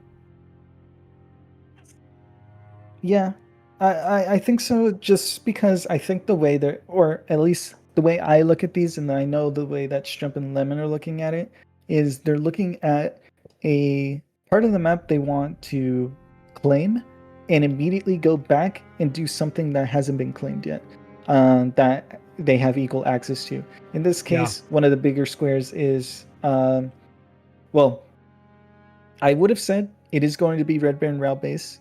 And normally you would see players, they'll do the Forge and then they'll go south on this board. But since Iris exists, I think they're going to go Reprimand goes south. 2 Ghost Flame Dragons will get you your 7s. So I think Ghost Flame's Dragons Rush is going to be on the board. We'll see. It really I think and here we go. Lemon and Strump probably get we go. Forwards. Potentially the final game of the season. Womp Womp, 1 win away from winning the league. Budget Hitless need a win here to extend it to a game 3. Yeah, I didn't look at the weapons either. I'm curious. I see Flamberge. I know I saw Flamberge somewhere, and I don't know what else. Falx is being used on Wander. Yeah, the Flamberge was the obvious choice for the base game play or for the DLC players. Are you thinking Ash War Lightning Ram to start this off for the base game player? No. I think Theo. No? Okay. Memory Theo's a good one. I think Moog Lord of Blood. I think Lord of Blood is really strong here. I don't know if you open with it, but I think Lord of Blood is pretty crucial here for the base game player. There's also it really depends. For the base game player, I want to get 2 squares and then do Lord bosses through Ritual Sword and Shield or Tanith's Crucible Knight. Ooh, okay. Interesting. Because in Capital, you'll get a Lord boss in Godfrey. And Yes. then, and obviously, if you do Taniths, if you do Rykard, then Okay. you get a Lord Boss in that one. In terms of the other Lord Bosses, I don't know what else they would go for other than the Loretta Onyx Lord and the other Onyx Lord in Altus. Well, I guess if you do Moog Lord of Blood, there is a Lord Boss there. I would really like it. I would really like a Moog Lord of Blood, like second square, a secondary square. So I actually wouldn't even mind what you said, Jay, in terms of getting Lightning Ram and immediately going to Moog Lord of Blood right afterwards. Okay, cool. Yeah, I mean, I was thinking Magworm Theo into Lord of Blood, but yeah, I think Lord of Blood second square.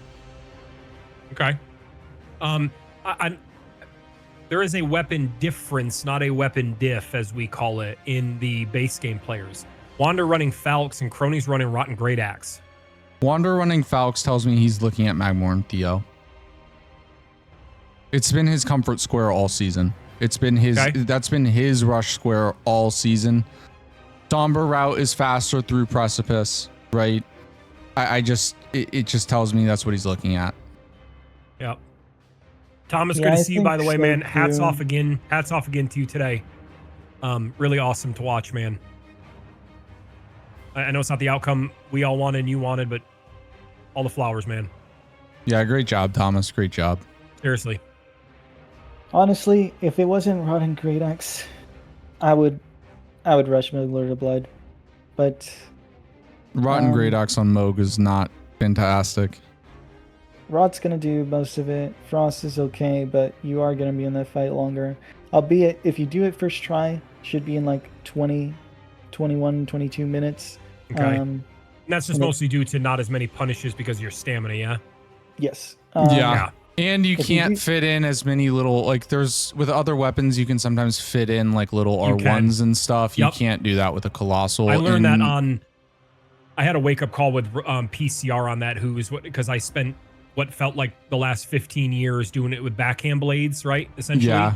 And then you like play a rando game and you get like a heavy weapon. You're like, oh, I always hit PCR here. And then I either get hit or die. Yeah. And the other thing too that's unfortunate about it is because it is a great axe and not or colossal axe and not a colossal hammer, right? Sure. You don't have the, like, colossal hammers, you don't have as many punish windows. You can't take those little punishes, yes, but the additional stance breaks makes up for it, right?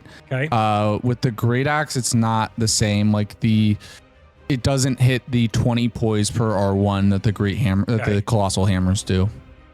How does, if you guys only had these two weapons to choose from right here and no other weapon in the pool, what are those two, Falx or Rotten Great Axe, are you both taking, or even Chad if you want to chime in for Melania?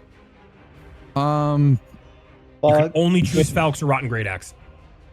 Great Axe, because I'm comfortable with Melania second phase with these quick weapons, because what happens is the first hit of the curved swords will hit, and then the second hit, so basically the first hit of the curved swords will hit and it'll trigger her to immediately start kicking.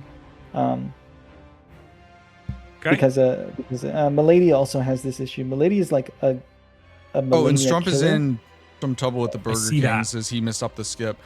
For me, on that question, I think it comes down to a few things, like that require testing that I haven't done, right? Because I'm just a commentator. Lemon gets ahead because traditionally I would take Great Axe, right? But given that you have the blue dancer charm in the Rotten Wing sword insignia from the Talisman shop at Round Table, I think Falx can be very good. I mean, you also kind of need to go naked though. Like you want the full blue dancer charm. Falx is the better weapon. It's just comfortability in terms of curve. Well, you also hate Rotten Great Axe. I know you're a hater of the Rotten Great Axe. I don't like this weapon. Melania with Colossus is something I had to practice for this format because or not for this format. Or it was for our rando. I remember we both practiced Melania a lot with Colossals. Yeah, because dude, if you mess it up like once, you get waterfouled and you die. Actually, we'll just go to the dual screen here. What I want to say here real quick, as Lemon and Strump are getting into into Red Wolf is just in case there happen to be somebody trickling in after like a Randocalypse run or stream or whatever, or people are just now seeing the bingo or whatever. It's a 2v2 format, DLC plus base. Squares are not combined. Left side of your screen is one team, right side would be another. Strump primary DLC, Lemon primary DLC for their teams.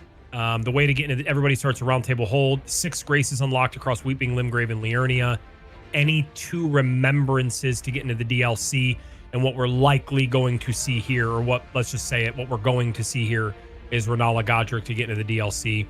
Your base game players at the bottom are running up through Le Precipice to get into Altus through Makar. And once you get into Altus and you get that first grace, you unlock some other graces like Underground, Mountaintop Snowfield, and whatnot. So that's kind of what you're seeing here. And the yellow squares on whose screen are your DLC squares, primary DLC squares, and the white ones are done, at least most of them in base game, just to kind of bring everybody up to speed. Opting not to do Renala first. That may be because they didn't, they don't have it upgraded, but I'll be surprised because, man, that damage was fantastic on Red Wolf. Both of them had a clean Red Wolf. Lemon had a little bit more RNG. Yeah, they killed Red Wolf before I was done yapping. Yeah, perfect. Like, good lord. That, I figured that Lemon would have gone for it because I think he had Wild Strikes on his. Yeah, he already put Wild Strikes on his Flame. Oh, and Wander goes down to some. I see that. I don't even know what picked him, dude. Like, he wasn't even visually in the hitbox. And Wander does go down. That's a very unfortunate death. And Strump is going to go ahead and get his 4s here now, which is telling me that he's going forts. Yep. For his upgrade path. Lemon does greed on Margit again, but gets it this time. Strump's going to go Reprimand for his upgrade, not forts. Yeah, forts, yeah. So there's two kind of main. I'm sorry. Yeah, forts. I've been calling it forts, but yeah, there's 2 main upgrade paths for the DLC player because they don't get maxed out weapons. They have to upgrade them. It's forts or forges, right? Forts is to get to plus 24. It is slower, but the thing is, you can do reprimand and get to plus 18, and then you can kill stuff with plus 18. Go back to Fog Rift whenever you want to get to plus 24, right? The forts is overall faster, but it's also more committal, right? Like just the forge takes longer than reprimand, and in return though, you do get up to a plus 24 or actually 25 immediately. Yep, and you also make map progress towards that. Yeah, it also has to do with the map progress in the areas that you may or may not want, right? The reason they're looking at forts here. They're looking at reprimand here because of Iris. But not only because of Iris. If Iris didn't exist, it wouldn't really change too much because they're looking at the fact that South is really strong. And if you are going to go South, you want to immediately go there. By the way, a very close call. Very close call for Lemon there. I did see that, yeah. There's also something else. Oh, if you do go slims, there's actually a couple of ways to get 7s, especially on this board. Red Band Round Base exists, so you could. No, don't tell me. Wait, I just noticed something. So players will oftentimes hover their mouse over a square to so they can click it immediately, right? Wander was initially looking at Magma Worm Theo, but because of the Makar death, he just switched to look at Lightning Ram, but that was the square Cronus wanted from the start. So Wander's gonna walk into a snipe potentially here. Oh, he 100% is. And but when we get down there, I'm gonna do some counting. Really quick, there is a bit of stream delay on Wander. I'm gonna do a quick refresh. Nobody panic. Nobody panic. Yep. I just think South. I think South is the right play. But if anybody heard Shura's a read of the board in the beginning, I think that it's not a bad play if you do the back section. I just think that South is stronger. Because what South is going to give you, that small prio on that center square. If you are not doing South, you better be doing Iris, yes, Gaius, and Yes. you better be doing Rolana. Yep. Yep. Because you do not want them. You want them to probably run all the way to Red Baron route base. By the way, Wander's stream delay. He's 2 to 3 seconds back, so this is very close. Yeah, I'm watching it on the multi while having your chat no! Up. Don't tell. Well, the thing is, I think Wander has to buy a smithing weapon. Oh, yeah. No, he did buy one. He already bought one. He bought the Noble's S-Stock at the start. This is gonna be such a terrible snipe. I'm gonna pay attention to cronies, guys, and I'm gonna count. Not that we think anything can happen. We gotta make sure, right? In these big I'll games. Count for Wander. If you do that. As long as you I got you. You can put them on the. Does the upgrade actually matter with sheep, Sai? Yes, because yes, it does. Because when you run out of FP, you can't one-shot the sheep with a +0. Okay. Cool. Okay. Awesome. Well, good to know. Good to know.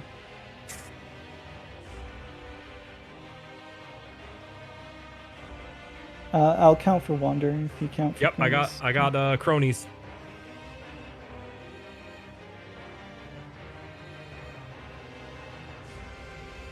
Cronies just gonna hold it.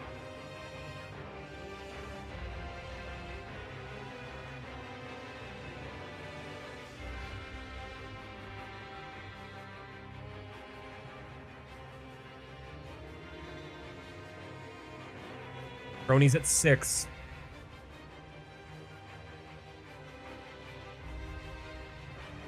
FYI, chat, they're going to be a little bit behind. 7, 8. Cronies at 8.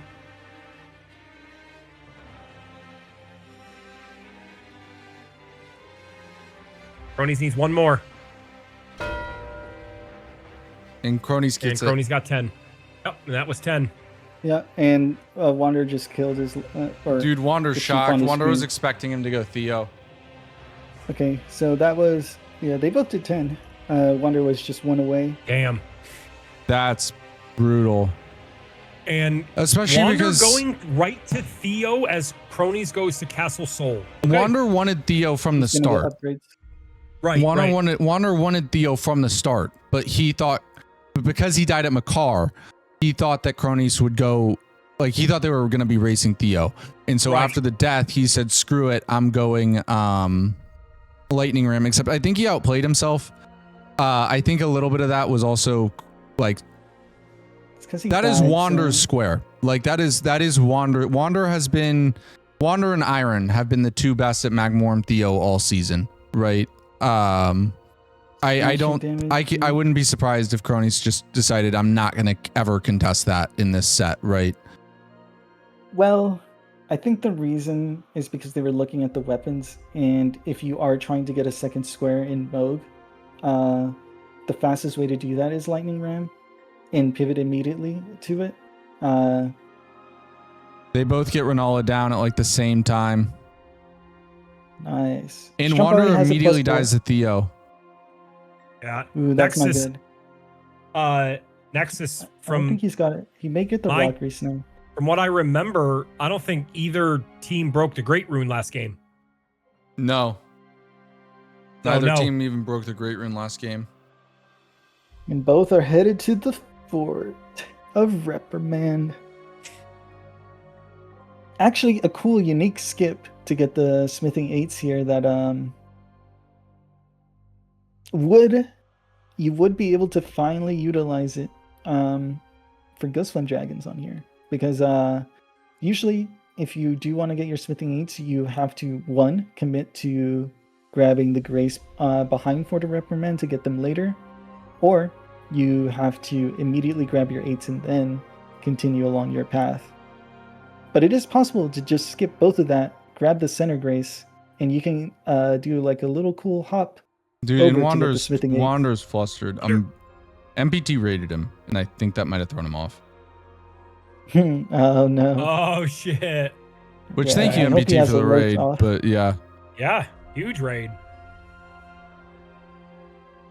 So I think both players are probably going to grab the Grace here at the front because they want the smithing 8s later.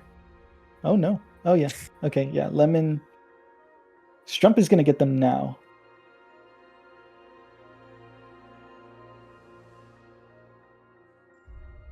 Wait. Huh. Why? Is there Crony's going DTS? I actually don't know why Lemon grabbed that Grace if he's going this way, the normal way. Wander's going straight, Strump is going straight in. He does this. He doesn't grab the Fort of Reprimand money is shocking and I think a mistake. You have to do a lot of killing in here and you want to take risks. Lemon quits out. Yeah, Flamberge are going to be really good here to do a good little Strump stagger minus the fire. Strump didn't grab the other stones. Strump didn't grab the other stones. Strump just went straight for the 4. Lemon's upgrading first. Yeah. Excuse me. I think he's going to grab his stones now. Well, Lemon has to grab his 4s too. We'll go with Wanderer. He's doing Grill Without Satisfacts again. Same as last game. And good shout out to Shura here, reading this like Lord Boss's capital ordeal that he mentioned earlier. We're going to move to the dual screen. Sorry, Cronus is fighting DTS, so we'll move to the dual screen. Yep. Wanderer move to the top left. Yeah, Shura mentioned this earlier with the whole like Lord Bosses in the name, Ritual Sword, Ritual Shield. And Cronies is doing it. Cronies doesn't give a damn about Magmorn Theo at all. I think one of the I think here's what they're thinking. That Moog is like a very, very strong play. But when I went down there to ask him if they were ready, Cronies was like, yo, can you teach me how to fucking fight Moog? So I don't think he was comfortable in terms of rushing that. And I like that he's doing the capital DTS goes down. DTS goes down. We'll go back full screen with Wander. Cronies. He said he was like, I don't know how to fight second phase Moog. And I was like, legit, you just needed to switch out your flash before then. And there's Lemon going south. Yep. Yeah, Lemon wasn't even looking at Iris of Grace and Occultation. He's just going straight south. And Wander died. Oh, Jesus, no. I didn't even see it. I didn't see it either. I looked at Lemon for just a second, and then Wander's having a rough one. Lemon is not going... Wander dies to Makar, switches to his second play, then proceeds to get sniped on that, and then now is running into some troubles. Big Bite got him. I think Lemon kills ADM and goes and gets Sacred. No, I think he does Demi-Human immediately. Oh, you know what? Of course. Demi-Human He's the only one that can block that line. Yes. Cronies is not working on Grail. You're right. And I guess Cronies can do 3 Crucible Knight variants, but you don't want to be locked into that square. No. They're the one with the line. Wait. Oh, yeah. Yeah, no. That column is gonna go. That column is gonna get split unless Wander has a serious issue here. Yeah, I still think though he does kill Demi-Human Swordsmaster, and then he still goes and gets. Okay, then you should go get Sacred. Albeit, if you are rushing to Ghost Flames, you should always get Sacred before. It's just faster in that way. Just go get it, and then after killing ADM, port, sit, change it, kill. Yep. Okay. And they're both going south, and they're both neck and neck on this ADM. Immediately after ADM, you just you can put on Secret right then and there. Dude, Wander's having a lot of trouble here. He's aggroed both. He was so clean last game with this, and now he dies, and then second attempt, this is really bad. They're right next to each other. This is not what you want at all. Not only is this what Wander is dealing with bad, but it is bad for Team Wamp right now because Cronies is doing a very comfortable play. Like, he loves this. He loves going. Yeah, Cronies loves capital. Like, and he's just gonna waltz his way and do it. And Wander goes down again. Oh no. Damn. And the thing is, he needs this money. He needs one of these 2 big kills. He does. He does. End up at the end of the day, getting both of them anyway, because I don't think I mean, I think after the capital play, I think Cronies looks at like actually doing mode or something else. I think Thomas and I think the one thing that helps Wamp Wamp is that no matter what there is tomorrow, right? Like I feel like I just feel like if you're Wander, you can. No, I get it. You cannot be. You don't have to be as stressed, right? Like for Lemon or Cronies, right? If they were having some mistakes in the early game, it's like this could be the season, right? For Womp Womp, it's like, okay, we're having a rough start, but just keep going, like, you know what I mean? Like, this isn't the end, right? No matter, like, we either win or Lemon dies. Wow. Counterattack. Strump's going sacred. Sacred right now. Yeah, counterattack damage plus the jump attack just wrecked him. This is also a weird thing that he decided to do and grab back of Reprimand Grace instead of grabbing the center Reprimand Grace, because he wasn't able to when we enter the DLC, it's most likely going to be nighttime, assuming you didn't die to Margit or Renala or something like that. So you're able to just hop down there, run and sprint to the America's rune and the rune you fall on, and that's extra health.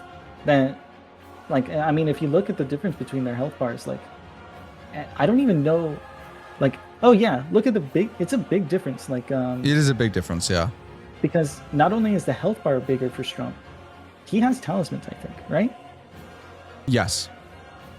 Lemon doesn't. Correct. I don't even know if he has ritual, or not ritual, the rod and. He does not. Lemon has no talismans on right now. Nope. There's no icons. Yeah, it's a big mistake to do this. Lemon does get it down though.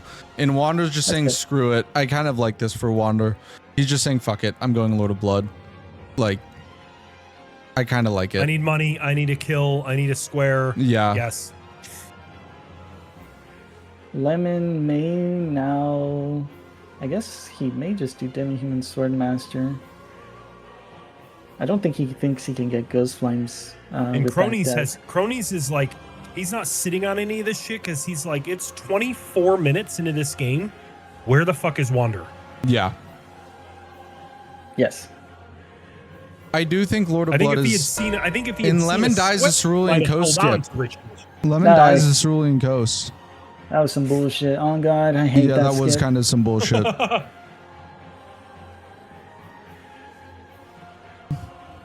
Where is Strump looking at? Looking at Ghost Flames? Because he got Sacred Blade now, right? He's got Sacred Blade, yep. Yeah, and this will probably be marked at 28. And keep in mind, I understand it's a run. Like, Lemon's going Swordmaster. Lemon's going Swordmaster. Good play. After Swordmaster, he needs to probably, like, he's sacking Ghost. He knows he's sacking Ghost Flames, and he knows that it's probably going to take 28 minutes to do it. So he's going to be able to immediately pivot to another square that he wants. He may actually be able to get Iris if he runs back now. I was just going to say, Strump has a slight lead on the Iris, but Lemon has the Grace. If Strump gets his sevens. If Strump is smart, he will hold Ghost Flames, though. Because you don't want Lemon to immediately know, because Strump is going to be given the information, while Lemon can assume that he's working on Ghost Flames, but he also has to know that he can. Lemon's approaching the demi-human, so we'll go to the dual screen. Lemon will move top right, Strump top left. This isn't a boss, but it is Onze without frostbite, ladies and gentlemen. It's his cousin. Yep. It's like bowls. I wouldn't even be surprised if he does die here, solely because he loves holding the Wild Strikes button down, and it's so easy to.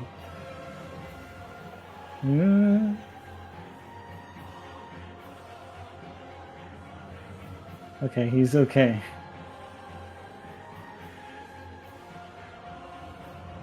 And gets it. Meanwhile, Trump gets the Ghost Flame as well. And Cronies now is working on Grail without status effects.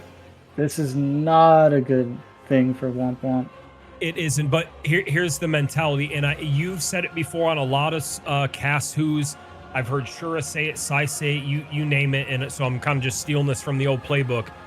I feel like Cronies is like, okay, this isn't marked yet, I'll go do it. Like, you know what I mean? Yeah. Like, it wasn't in his repertoire of things he was going to do, but he's like, well, if it's there, give it to me.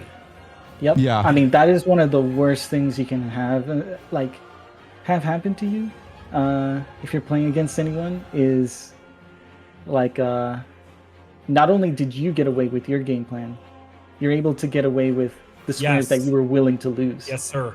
Cronies and Lemon were willing to lose Grail without status effects and Mandalorian Theo. And now Lemon, this could go from bad to worse because Lemon and Strump are now racing for Rolana. If Lemon wins this race, not only, it's not just the bingo pressure, it's the fact that like it just square count, right?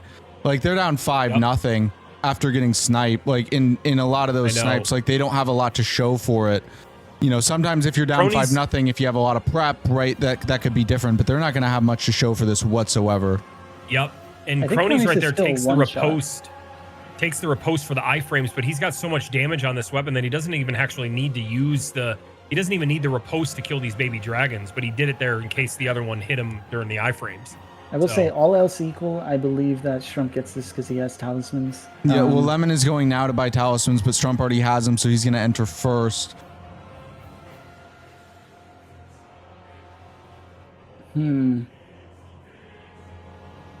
This may be... Yes, Nexus. Yes. and I know he's going to sit down to level. Actually, maybe not with that mark. I mean, he may just grab his greasy bill. All right. Here we go. This is a supersonic race, and it's maybe... I don't like to say it decides the game, but if Lemon wins this, Wamp are in deep shit here in game 2.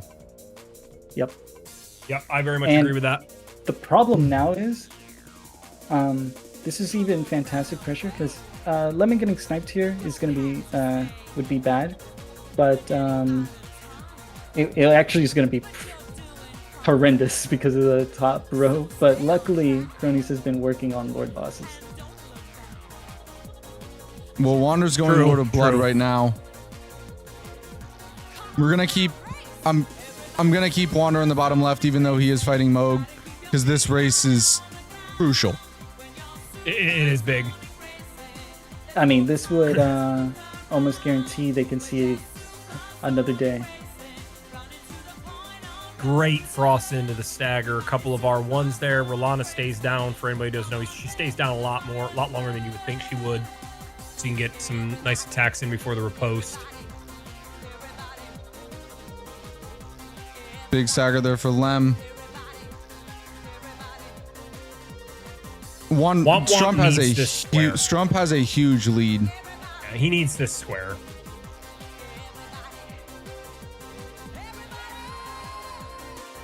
I might be saying this a little early in the match.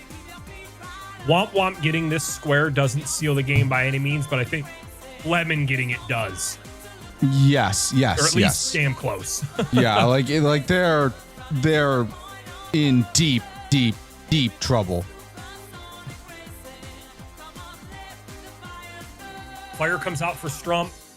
Fire's and about to Wander, come out. but Lemon was able to wild strikes all the way through the post phase transition, and he actually takes the lead. Jesus Christ, that was beautiful. I love that. That Same. type of role is really important to know when you're fighting Rolana. Good strafes there on the blender. And Lemon gets a big stagger there.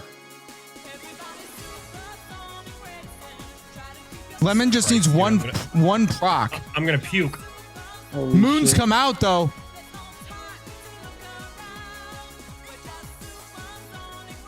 Moons come out for Trump as well.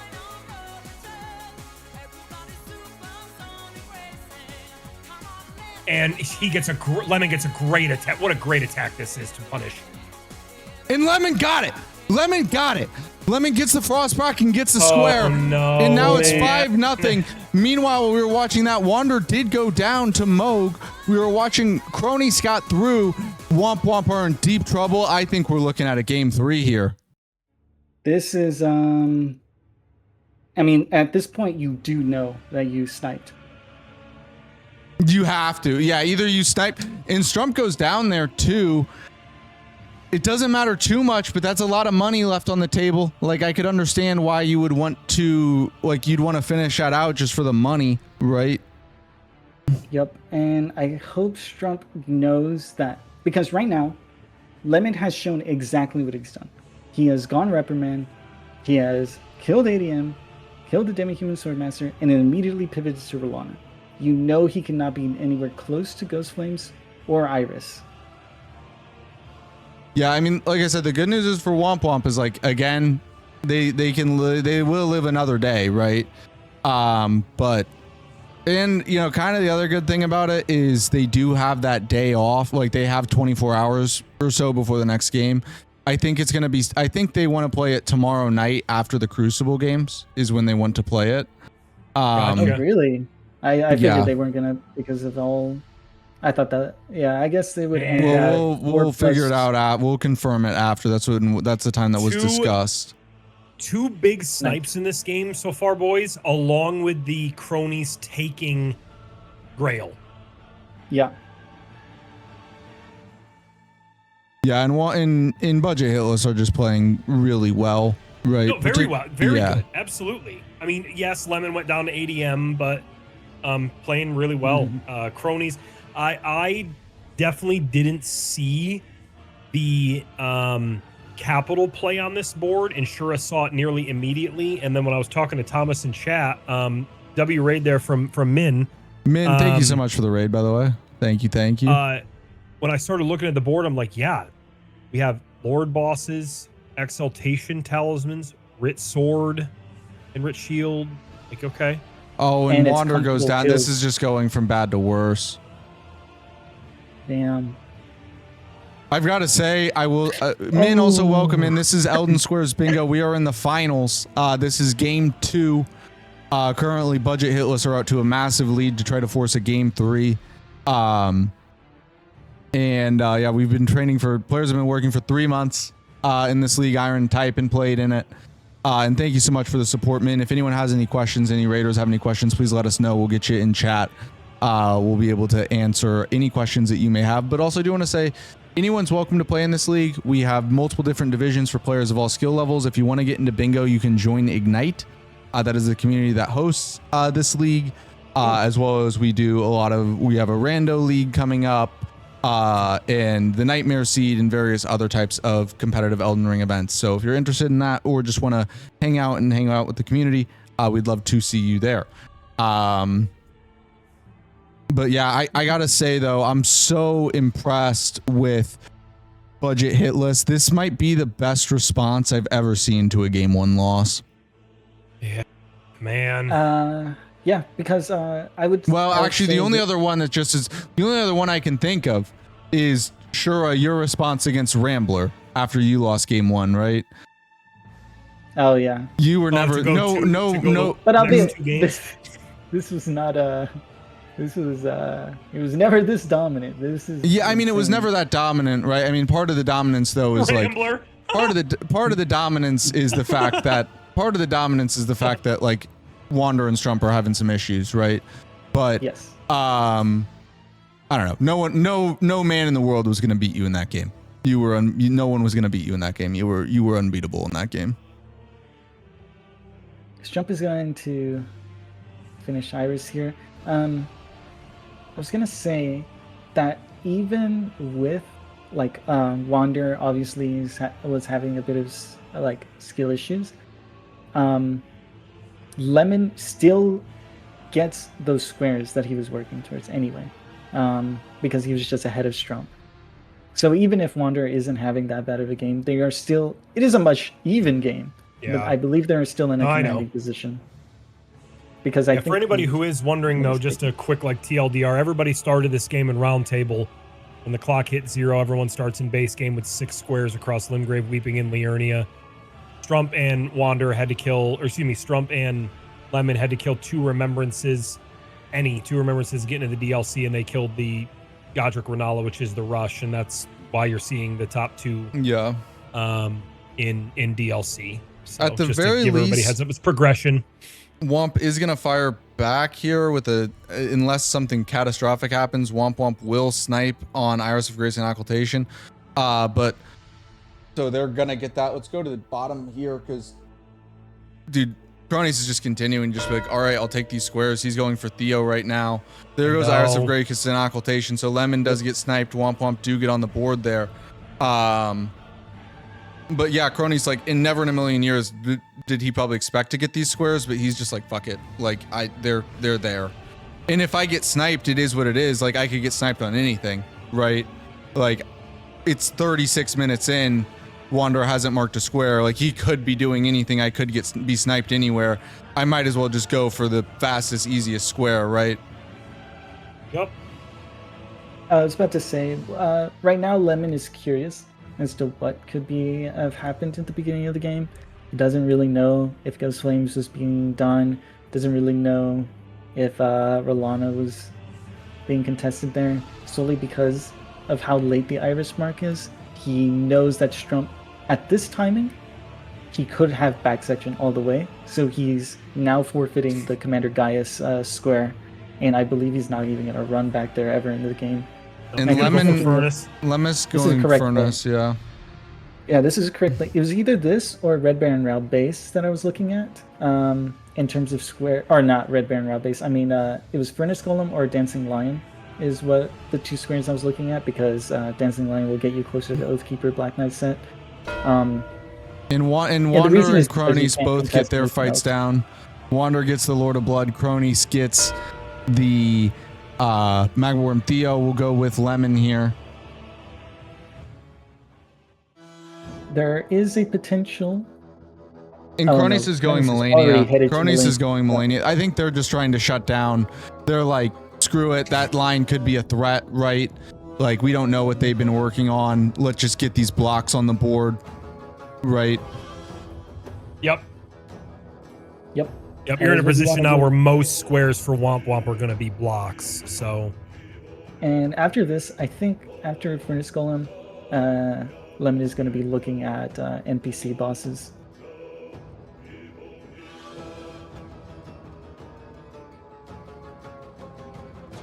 It's not down yet. Man, how do we feel about a best of 7 series? I don't mind, bro. The goddamn World Series, brother. Yeah. Albeit, these players may mind. I jokingly asked them, and they were like, "Fuck no." Okay, so hear me out here. What I'm seeing,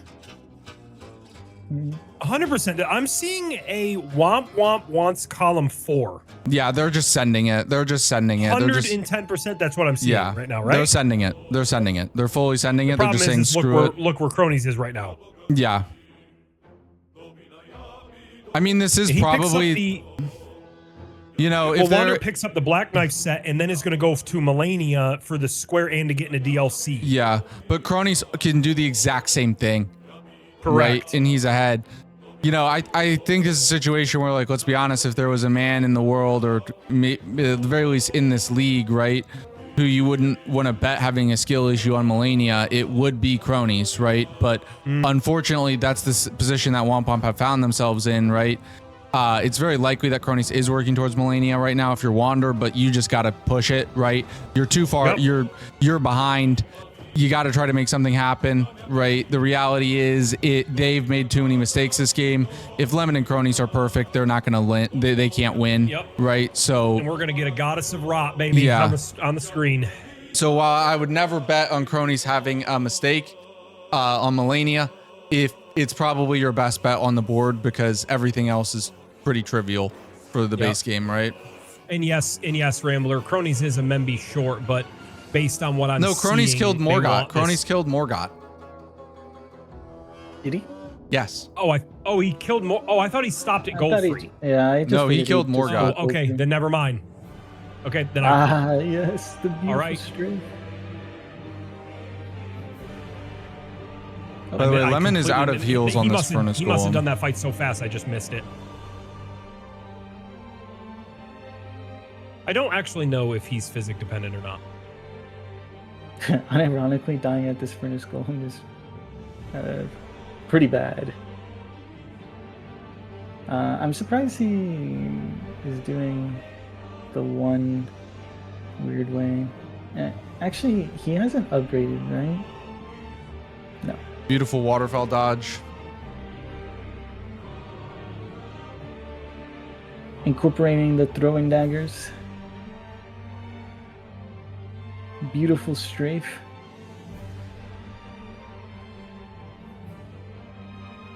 And Lemon is going to get the Furnace Golem here. Nice save by Lem. Honestly, with this weapon and the amount of pressure you can build because of the Charger 2 in the second phase, I doubt you will see clones.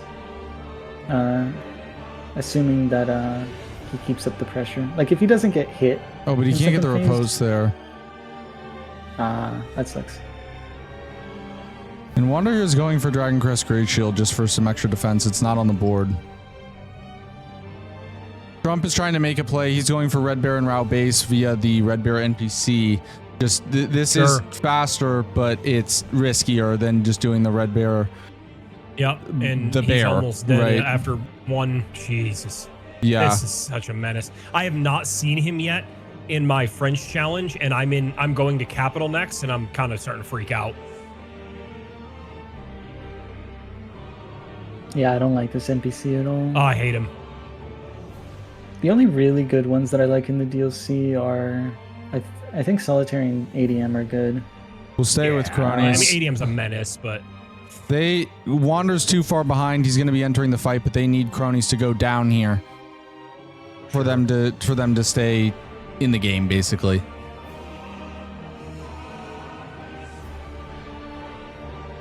Yeah, because the only other, if Cronies break, waterfall dot. Because this is going to feed straight into Oathseeker Black Knife too, right? Correct. Yep. And they wanted that column 4, at least is what it looks like. And if they don't get that, their only other hope as far as a bingo is column 3. Everything else is and the top left, bottom right diagonal. Those are the other 2 that Wamp has. I mean, this is the thing is, this is effectively a double square, right? Like it's sure. And that brings them to 9, right? The Scarlet Flower blooms once more, and Lemon's now going for Altus access. Lemon says, and I mean, correct me if I'm wrong here. This is what Lemon says. I'm good. I've got what I want on a DLC. I'm out. Yeah, pretty much. Which and really I think the only other thing I think he could potentially consider. It was 3 squares, right? I think he could consider the Deathrite Burden Karos, but I think he might view that as just too risky because he knows that Strump has Sacred Blade. He just wants to avoid. They just need to avoid getting sniped. And Cronies with an absolutely beautiful Melania fight there gets it down. Fucking fantastic. Red Baron route base. Ooh. That also goes down. Diag is being built. NPC boss as well. And Lemon probably knows. Yeah, that. You know what? That Diag, right? Yeah. The thing is, you might just... There's a chance you could just let it go. You probably lose. Yeah, you may lose. And Wander can't get the 3 different Crucible Knights. He needs another Memby. Because no, he doesn't. He's got both. You did Moog Melania. Wander did Moog Melania. Wander didn't kill Melania. Yeah, he did. Oh, he didn't kill her. Oh, shit. No, he mocked. Okay. Oh, he left. He has access my to bad. Yeah. Because I did just want to make it clear. Bingos do not win in this format. They are plus 2 points, and the first team to 13 points wins. So that's why, we're saying we think that this Diag is potentially a threat, but also Budget Hitless could just let the Diag go. Let Wamp Bingo on the Diag and just say we're going to get to 13 squares before you get to 11 plus the 2 bonus for the Diag, right?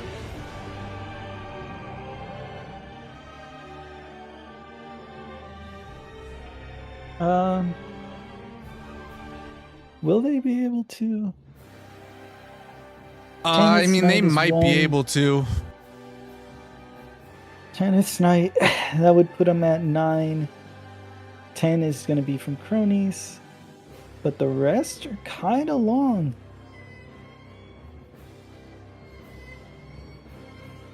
Lemon is looking now at doing Virgins, which is the best play he could do.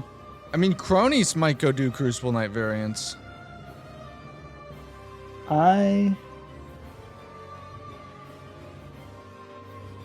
If Cronies does Crucible Knight variants, that's wraps. Yeah. It'd be a good play. I just know that Cronus is not comfortable in the DLC. Yeah, but all he has to do is run back section and then kill Devonia. Like, that's all he has to do. Yep. I think that's probably Cronus is also... Oh, he's going NPC bosses. I also noticed he's leveling the wrong stat. He's leveling strength. This is a dex weapon. NPC bosses, how many does he have? Which always blew my mind. Yeah. Him going NPC bosses. Am I missing something? Did he kill an extra NPC boss, or is he at Here, zero? I need to leave and come back real quick. We got some... All right. I'm back. I believe he's at 0. No, I think he's at 0 as well. It's a strange call to make. I'd rather have gone to Crucible Knight variants then. I guess they're doubling up on the diag. In this case, there's probably center square for right. Center square for budget hitless shuts down the whole board. Yeah, it blocks the diag and the column 3, which is Wamp Wamp's last run at 2 bonus points. Yep. Oh yeah, as I was saying, there's a Wanderer's going for Latenna, by the way. There is a way for Strump to get both of these. No, there's no way. It's impossible to split on both of them. Even with the fact that he did a Red Bear as an NPC boss, he has to. He could do Dane right afterwards. And just go kill a Don. Yeah, he could. I don't think the timing will work out. Lemon's already here in Virgins, and if he just goes Devonia or whatever. Oh, but Cronus is looking at... Oh, he's going full Crucible greed. Knights. No, he's looking at Esker. Did he? He picked up the... No, he didn't. He's looking at Esker for an NPC boss and an exaltation. Oh, right. Not a bad play, but the diag is a pressing issue, especially since you know that one of those squares is not yours. You are technically it is. Like both Lemon and Strump have the same progress towards Gaius' pants, but Lemon doesn't know that because he doesn't know. He doesn't expect Strump to. And Strump is gonna go. Is gonna do NPC bosses now.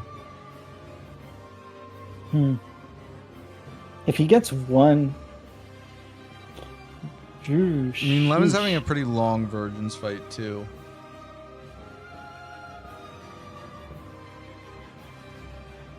That's just sometimes what Virgins are. I mean, it isn't over yet. No, it's not over, but it's just like, tough. It's tough. It's tough. It's tough for sure. For sure. Devonia is going to be the strongest soldier.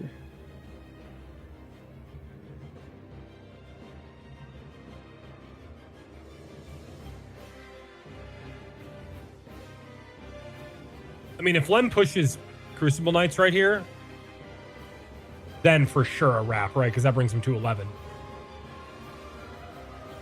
8. Well, this will be 9, 10, 11. Yeah, it'd be over. It'd be over there for the bingo. Yeah, if they get the line.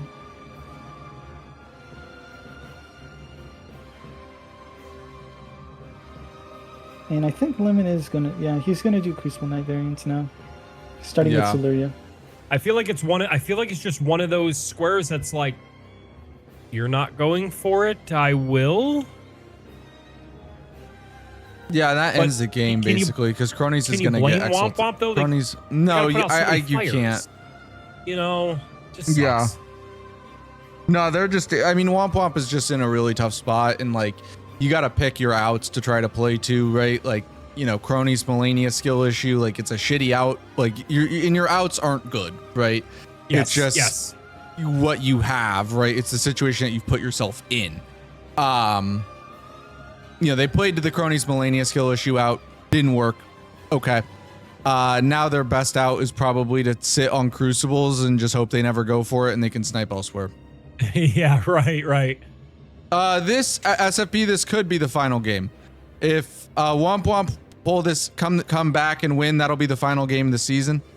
Or final game of the Golden Order season, that is. We will have Crucible action tomorrow no matter what. We have the Crucible semifinals tomorrow.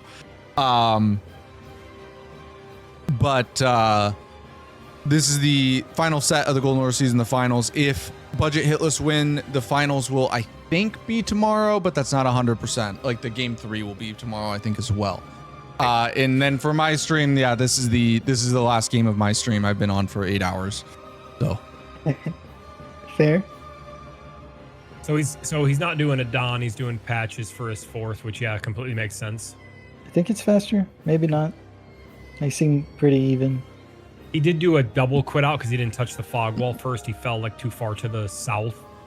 Or north. A really cool trick with NPCs in particular, with invasions. As long as you have your cursor over like the quit out screen, right? You're like almost there to select yes. Yep. You are able to hold that as long as possible. They're actually looking at the column. So they're actually do that. They're not looking at the dia. I think they're looking at the column. They want the column. Oh really? Yeah. Because Strump's going We used to do that with Queeline Shura in the church. Yeah, that makes sense. Yeah. Strump is going Karos, and Wanderer has prepped full-grown Falling Star Beast and is now going Latenna. The problem is that Cronus is going to get Exaltation. And not only does Exaltation plus Crucibles cut down the board, but they need 5, so it puts them at 12. Sure. We'll go check in with Cronus and Strump here.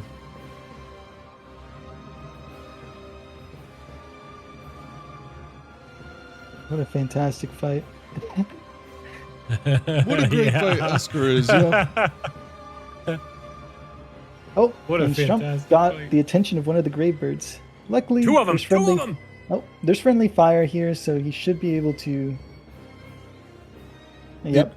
Fun fact: when I did my all bosses speed run, even though I was like, I don't know, level 200 or whatever, because I had already done all of DLC mountaintops and everything, Esker was like one of the, I think the only boss that I died to in like Altus, Limgrave, Liurnia, etc. Yeah. Yes, that is the way to deal with it. Hoarfrost Stomp is the way, and that's what I've seen most people do. Or they do the kukri when you first enter the fog wall, right? Yeah, if you have a kukri, you'd be able to. And we're gonna switch here to go full screen with Lem, because Lem's gonna be going for Devonia here. Strump gets the Deathrite Bird killed. But yeah, Lem's gonna go for Devonia here, and if this Devonia procs, that effectively ends the game, right? Yep, it does. Because that'll bring them up to 11. And also, Cronus is very easily going to go block with Exaltation right now. That'll take him to 12. Correct. Yep, Cronus is on his way. Wander right now? What is he? Oh, full grown.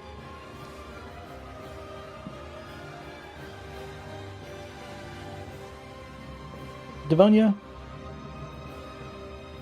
Weird it wasn't a boss. Yeah, I don't get why Devonia is not a boss. It's honestly like shocking. Truck. She is really cool. She does have one of the worst moves. Not one of the worst moves. Okay, that's an exaggeration. Godfrey also has it. The fucking really quick that right there. That the right there. The cross check. The cross check, Yes. yeah. Yes. It is so annoying. I also hate her flower move because it tracks you. I hate it. Yeah, that one's just It's difficult annoying, to get though. away from, but I just hate it. I really like Devonia, though. I really like her. has not been working on variants. They've been instead looking at the column 3 as their counter. Yeah, I mean, they're kind of just letting variant. They're just in such a tough spot. They need to play to whatever outs they can try to find, right? They've had to put out fires. They think that they were hoping, trying to snipe, right? Yeah, I mean, and they think that hoping, that Lemon and Cronies sat on Crucibles, like kind of hoping for a misplay, right? It didn't happen. Lemon has to still get the job done here on Devonia, but this will be Crucible Knight variants, and then Cronies is going to get Exaltations. That blocks the middle column, and then they'll only need one more square to end the game here. Overall, though, this was just a really good performance I love by... that animation, man. When Crucible Knights get knocked No, over, I I mean- just find it so funny. Lemon and Cronies. Now, Lemon did die to ADM. And, I mean, if they do watch the VOD back or whatever, he will know that he should always just... And there goes the bingo. A backstab. There goes the bingo, so that's not game over. They still need 2 more squares. I mean, I do want to give credit to Wamp because I think they did a great job of coming back from literal hell. Oh, yes. Right? Like, they made it a game and gave themselves a chance, which I always want to commend players for, because it's really easy to just roll over and die, right? Yep. And just show your belly and give up. They have not done that, so I do want to give them a lot of credit for that, but unfortunately, just too many mistakes in the early game. And that means that we will be going to a game 3 unless there is something unprecedented here at the end. Yep. Yeah. I mean, the snipe on Lightning Ram is pretty tough. Yep. Obviously. Yes, it was. It Rolana? changes.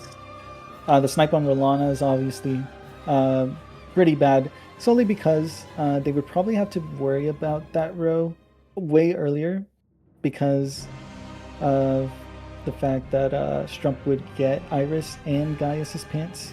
It's the reason why. I think Strump knows that Gaius's pants is never going to be done by Lemon because of when he marked Iris. Yeah, there goes the exaltations. That kills the line. And then Lemons has a big lead on Tannis Knight here.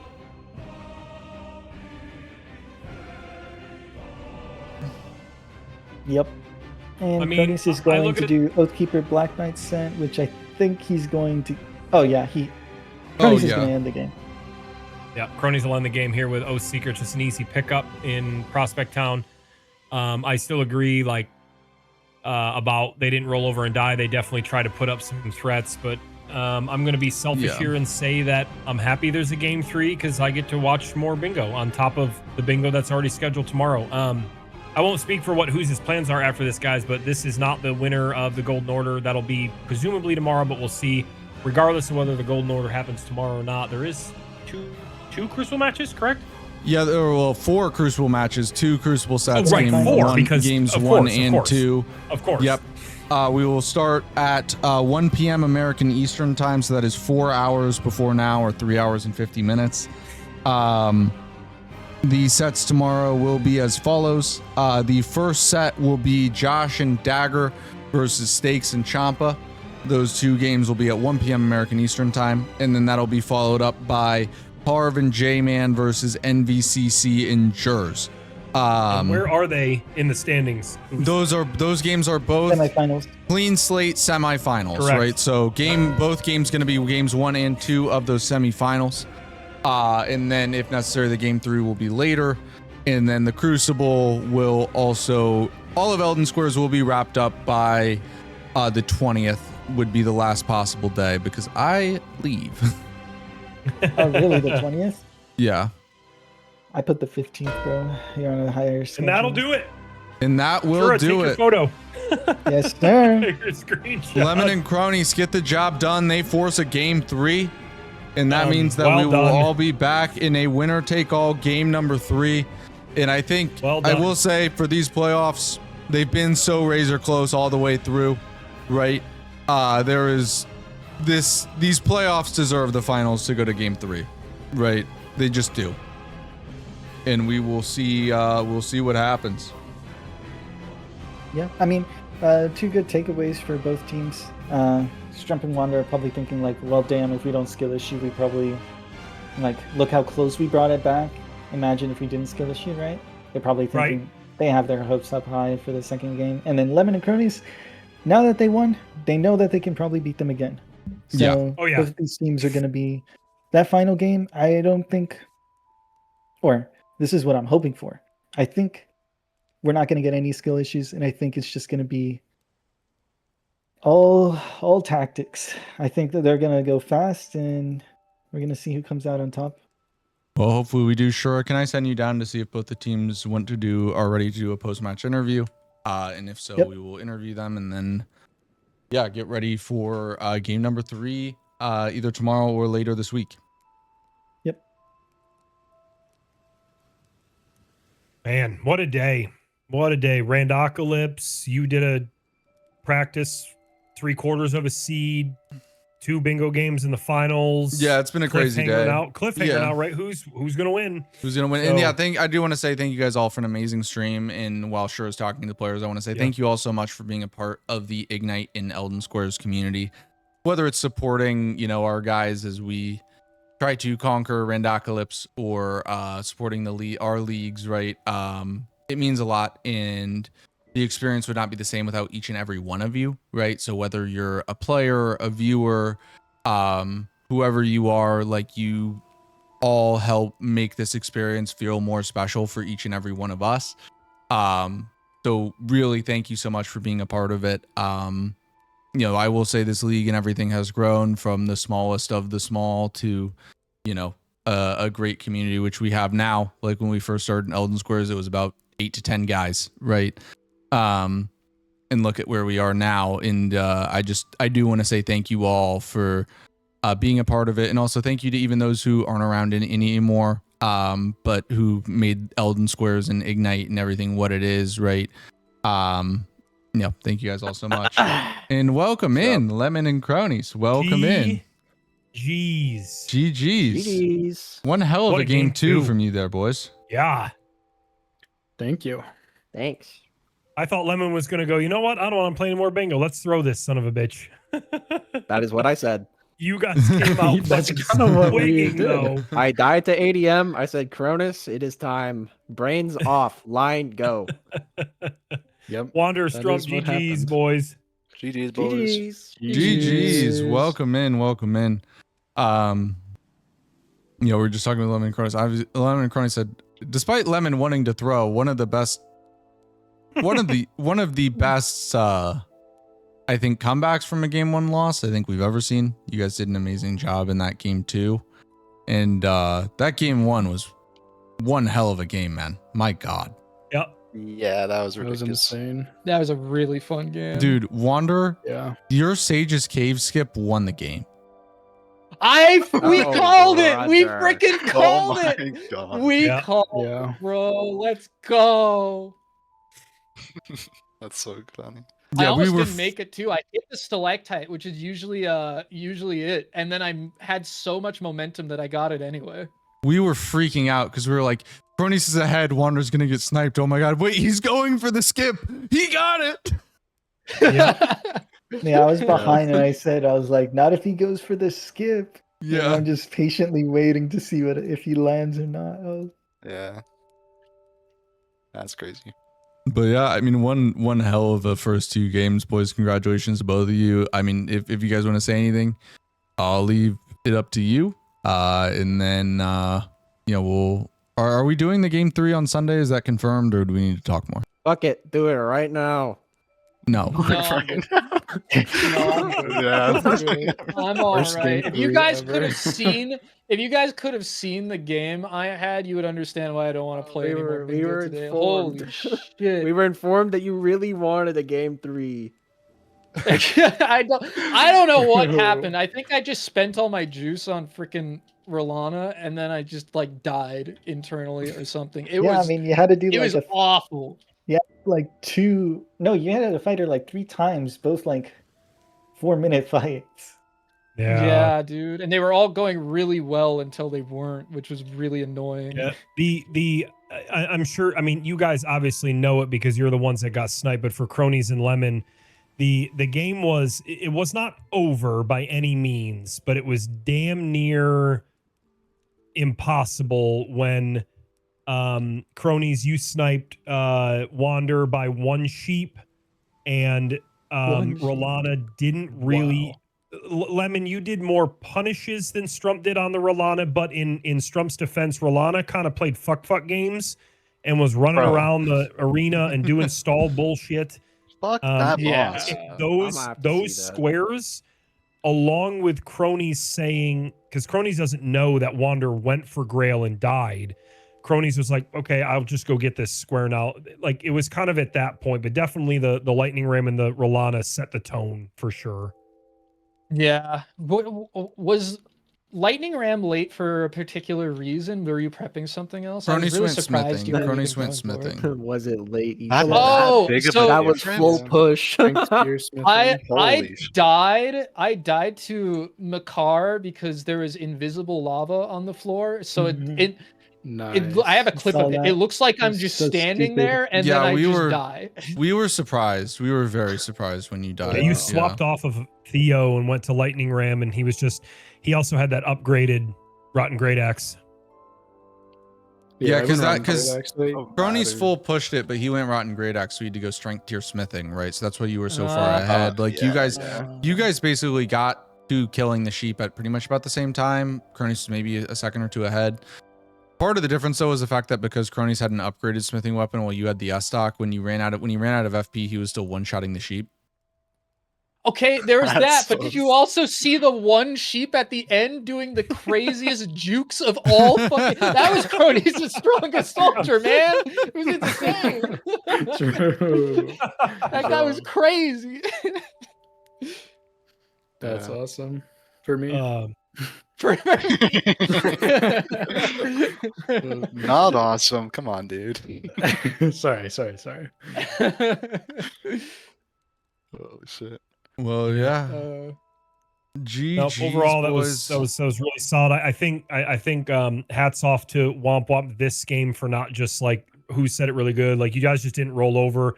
You were trying to do something on row 4. You were clearly trying to do something on column 3, while also bluffing the Diag because you guys didn't go for the Crucible Knights. Yeah.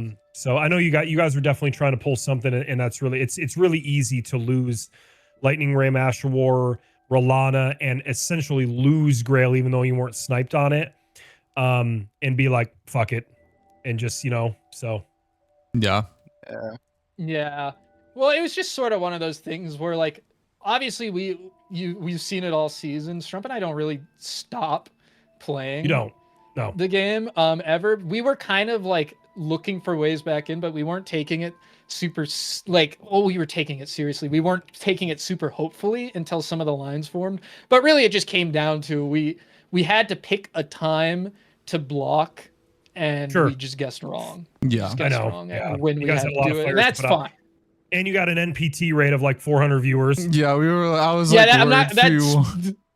I'm sure it spooked me for a little bit. That did spook me for a little bit, but that is far from the reason I lost. I was just, I was really flustered from the snipe, and then I was really flustered from the Theo death. The Theo death in particular really because I never see that move, so I don't know how to. I'll just admit I don't see it and I don't know how to dodge it.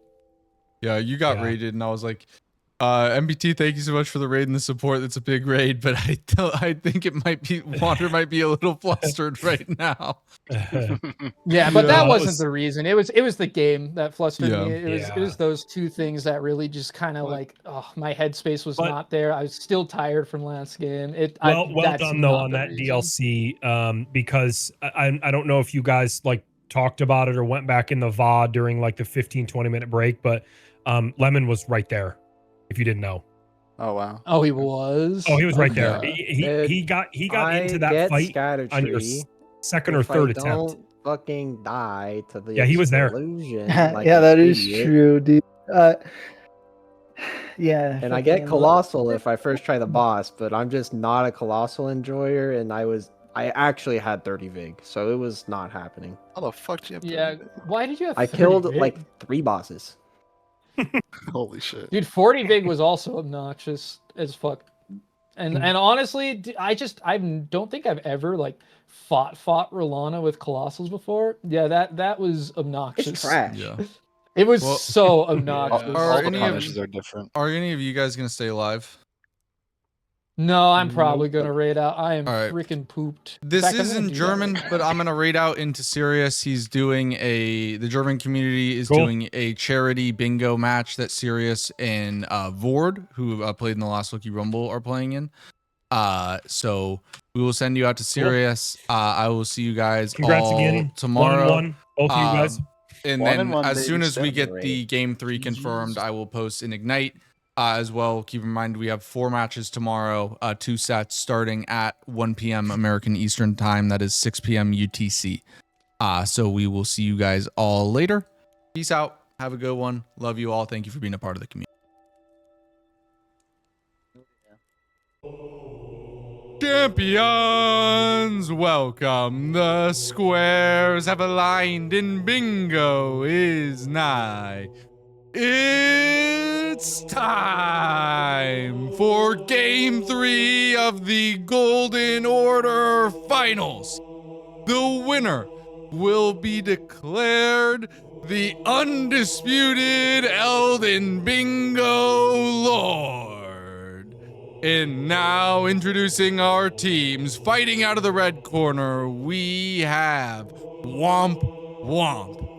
This team has been an absolute menace all season long. They have used superior teamwork and communication in order to get the most bingo lines of any team this season. They have a never say die attitude and can come back from even the most dire circumstances. Their primary DLC player is the reigning champion of the Scadu Bingo Omen Vale and one of the most credentialed DLC bingo players in the world. It is none other than El Presidente Strump and his teammate, a man who's been competing in Elden Ring for as long as I've been around. He has credentials in rando, bingo, you name it, but has the opportunity to claim his first league title. It is none other than the Bingo Hater Wander. And for their opponents, fighting out of the blue corner, Budget Hitless has been the team to beat all season long. They ended the regular season on an 8-game win streak and are looking to take that all the way to the championship crown. Their primary DLC player is the reigning champion of the Rookie Rumble, Lemon the Spectator, and his teammate, one of the most decorated hitless runners to ever step foot into the 25 squares. The champion of the Elden Squares Crucible, it is Cronies, Mr. Hitless. And now, let's get ready to run that board and square off.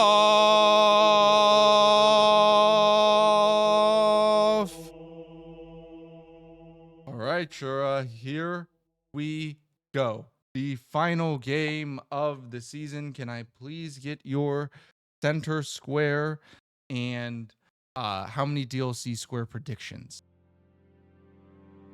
Let's go even here. Let's go with We Need It, I Believe It, Malekith, center square, and 12 DLC squares. And how many times am I running the board? That's a good question. You know what? 3 for game 3. 1, 2, 3. All the lobby settings are correct. And here we go, the final game of the season. I will go Melania 10. I've said it all season. We'll see if we ever get a Melania center square. Now would be the time.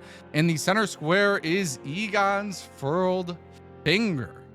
Honestly, one of the less popular squares between our players and a pretty light DLC board.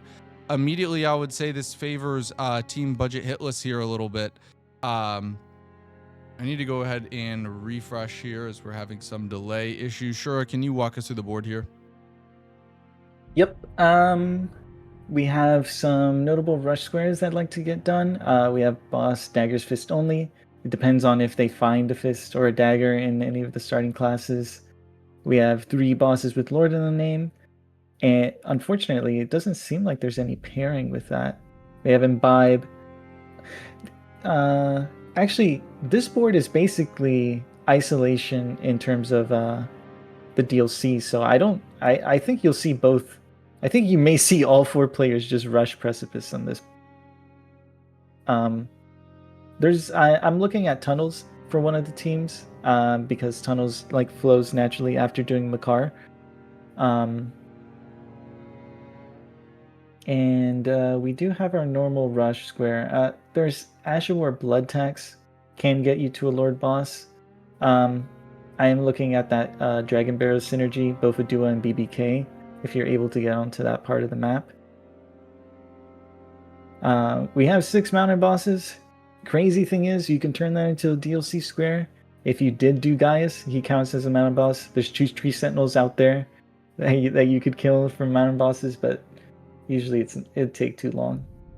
Yeah, I mean, there's another square too, this Exaltation Talisman. That's very commonly a DLC square with the Aged One Exaltation there. I think you'll see cronies go capital, is my prediction. Crucible Talismans and Exaltations pair well with each other because in the Esgar Catacomb, where you get the Lord of Blood's Exaltation, there is a Crucible Talisman in there as well. So they could get basically Crucible Talisman, Exaltation, and Goldfree is a Lord. So there's some strong synergy there. Yeah, we'll see here. One other kind of thing to note is, Cronus loves that Commander Nile, right? That's been an opener that he's loved all season. We do have the full Haligtree medallion with the return Latenna to the Apostate Derelict. That being said, you need to be careful. If you collect, I believe the left side is dropped by Albus in the Village of the Albinorics, and the right side is from after Nile.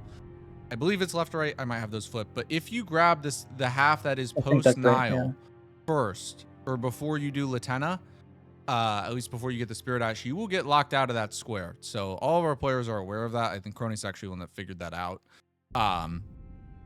Unfortunately, in one game. So, we will see how they look to go about that.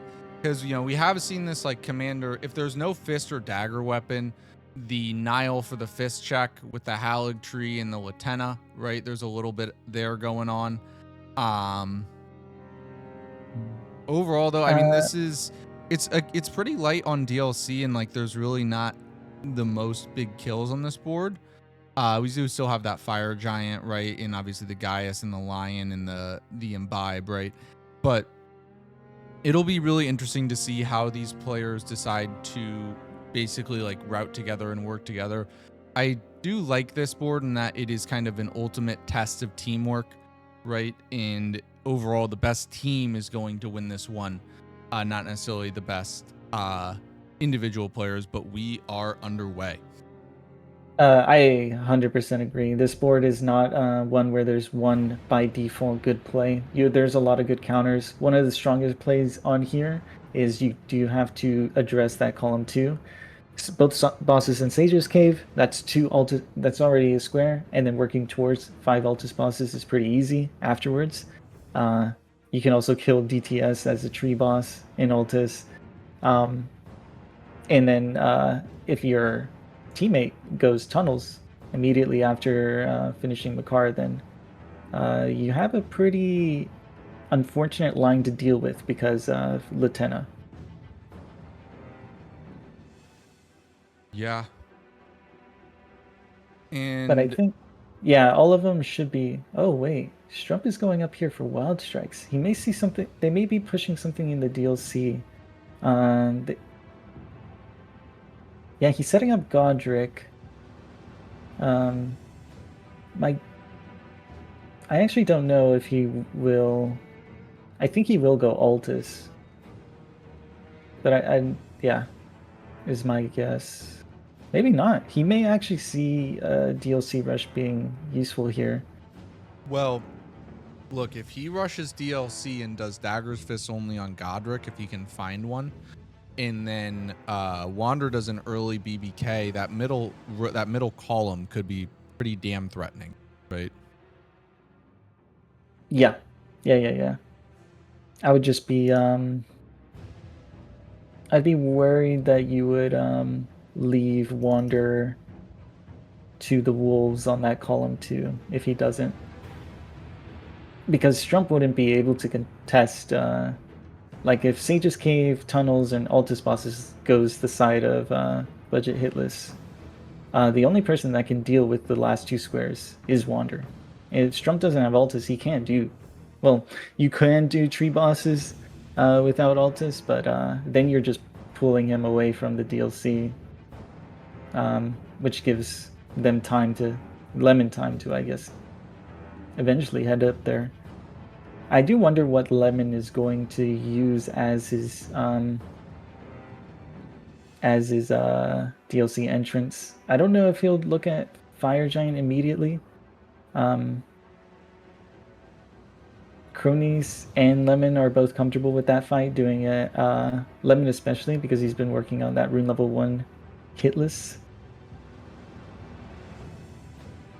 And I'm pretty... Yeah, I wonder if he'll look at that.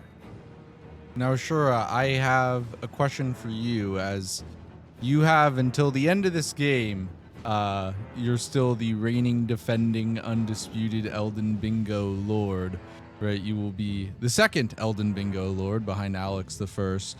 Do you have anything to say in the final hour of your reign here? Not really. I'm excited. I'm happy for either one of all these players. Really deserve it. It is very hard to win one of these. So being in this position, I bet you they are. They'll be happy with it as well.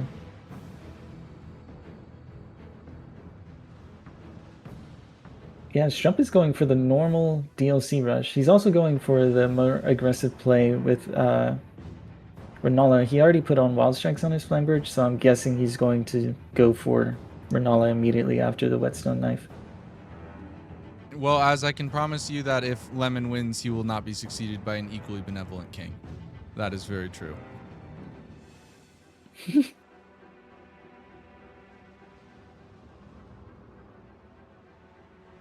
Yeah, Strump fails the skip. Does get he mouse quits out, but gets it. Ooh. Wait. Is he a mouse quit out? No, not normally. I remember seeing him when I played with him earlier, but like that was way early. Whenever he used to mouse quit out.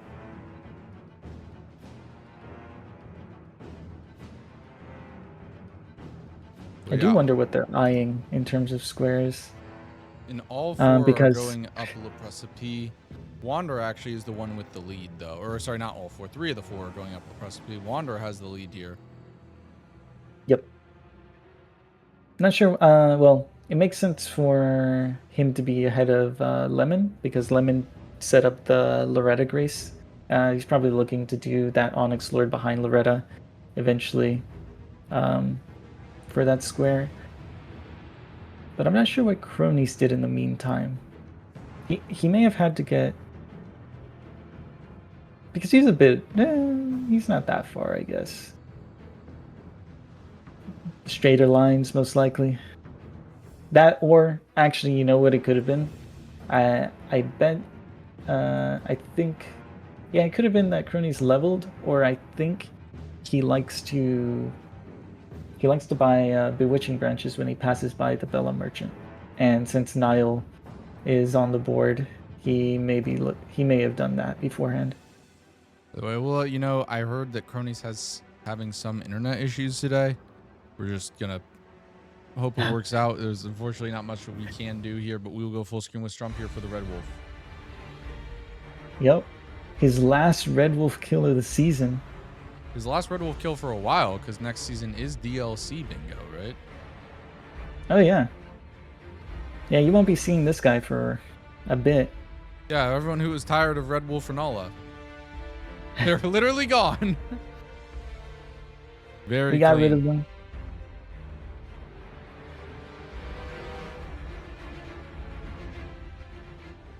Yeah, this is going to be a really quick DLC entrance. I am guessing that he is trying to get synergy elsewhere. Oof, Lemon almost fell down there. And the problem is, if you do fall down there, the kill plane is actually pretty high up.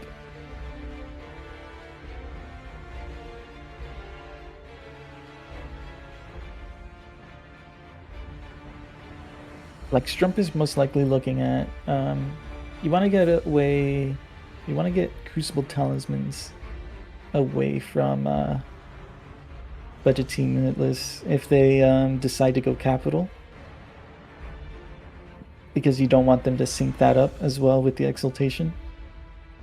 And Lemon is our first runner into Makar. Oh no. Oh, Bronies went down. Oh, he's back. We're good. All right. Let's see this Lemon. See, this is what okay. You'll watch this back. Maybe you won't. But I told him that it's possible for Makar to go around that pillar and you won't be able to stagger him because of that. And we have triple Makar and Renala, so Lemon's going to move to the top right here, and we're going to go ahead and go to the quad screen.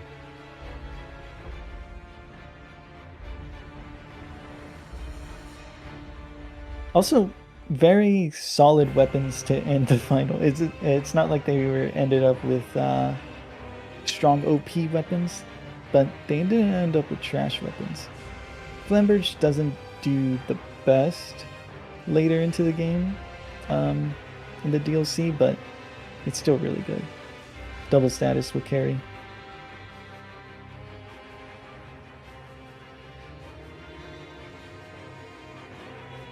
Strump here. Good stagger. He didn't get a bleed yet, so he'll be able to Wild Strikes her out of the summon. Yup. This is going to be a really fast Godric Ronaldo. And there goes Lemon and Cronies. They both get through. Strump has to be a little careful there, but finishes it off. All four players get through very nicely, and we have a good, clean start to this game. That's what you want to see, right? You'd hate for the finals to be decided by, an uncharacteristic skill issue, right? But happy to Cronies see all four going tunnels. through. While Wander is not, he accepts that he'll lose tunnels. He won't go for them. If you were trying to get tunnels, you have to just grab the Makar Grace and leave. You cannot go up this elevator. You'll lose the square. We'll check in with Strump for Margit. Good read there. Not the... Okay, that's good. Absolutely beautiful. And Lemon goes straight to Consecrated. We have a race for Blood Tax. Blood Tax. I will say Wander's actually ahead because his stream is ever so slightly. Like I'm talking like a second or so ahead. His stream is on a little bit of a delay compared to Lemon. About a 3-second delay. So, well, let's see who... I mean, all else equal, Wander should... Well, he's not actually running the best line to it.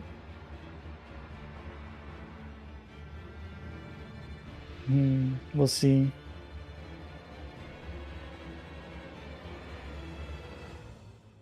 He may actually, yeah. And Lemon also, okay, Lemon ran a better line. yeah, Lemon's pulled ahead here by a little bit.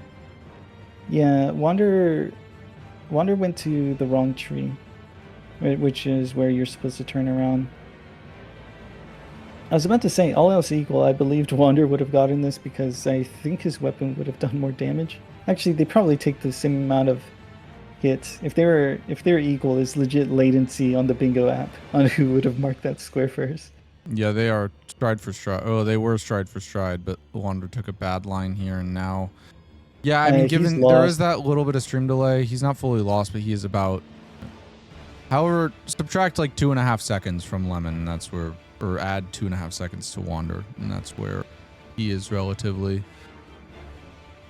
Okay, he's not that far behind, and Lemon could easily die. Lemon's screen goes fully black at 12 minutes on his bingo clock. Wander is gonna be about 7 or 8 seconds behind here, and Lemon's hard rushing it, not grabbing the grace. Yeah, actually, Wander's 11 seconds behind. So yeah, it's looking like we're gonna have our first snipe here of these finals. We'll go dual screen with these two, see if something happens. Yep. You got Strump fighting Godric there in the bottom left. And Lemon is going to go around the. He's going to the wrong one. Okay. I thought he was gonna. Lemon goes for the quit out though. If Wander. Oh my God! Strump died to Godric. Oh no. And there's no reason to grab. And Lemon just hit a frog. Wait, hold up. Lemon just hit a frog. Lemon hit the frog, had to quit out again. Oh my God! Strump didn't grab any graces.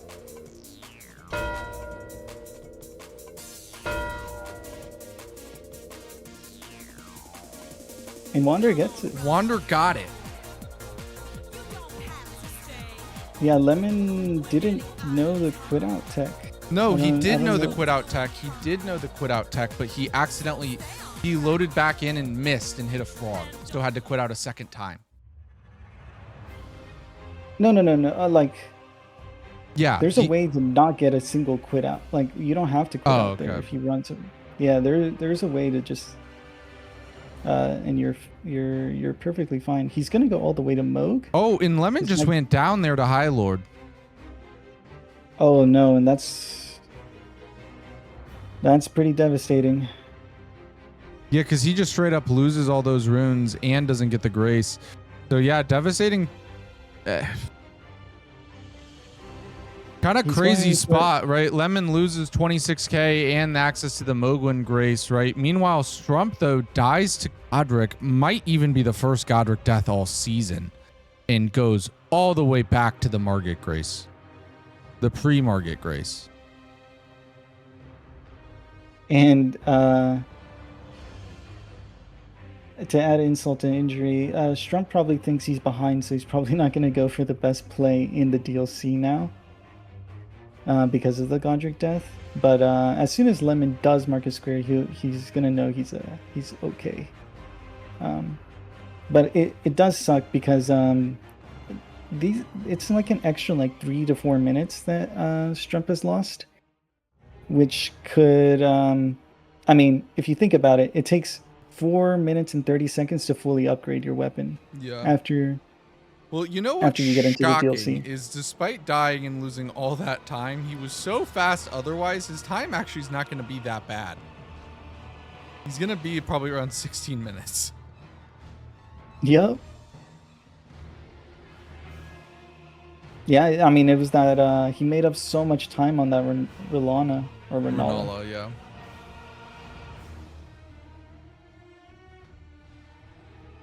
He may not... What? The Kukri finish there. Nice Kukri finish.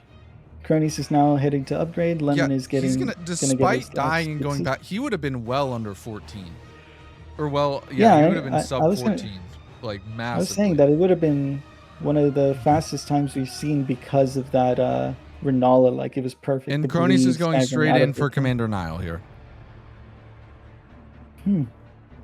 I wouldn't have expected this. This has been a bread and butter square for him since the Veil all season. Oh, he just got bad RNG. Yeah, he likes the Nile fight. And also it's a fist check. So he could do Dagger's Fist after this. No Bewitching Branches, though. That is most likely what he's looking at.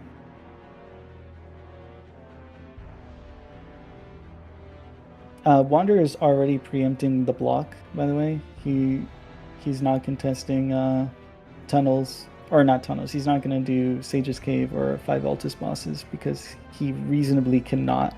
Because I believe he marked after Cronus marked tunnels. Cronus stream, buddy. Actually, no. Actually, Cronus marked tunnels first. Praise for Cronus Internet.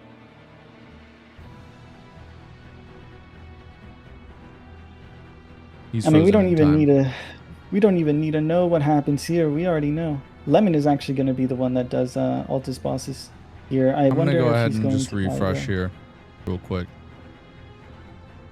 I think Lemon is going to buy the Sentry Torch for the Invis Assassin. And they didn't get wolves early on. I actually, when I did a little bit of base game in Veil Break, I liked rushing Sage's Cave with the wolves. That was actually tech that Nexus found. Because Gary Garrison is the reason you're going to die in Sage's Cave. And the wolves basically bully him and take like the aggro away from like the snails and stuff. So it's a really safe kill at like 10 big. Yeah, I think this Latenna here from Wander is pretty heads up. Yeah, I mean, he has to do it.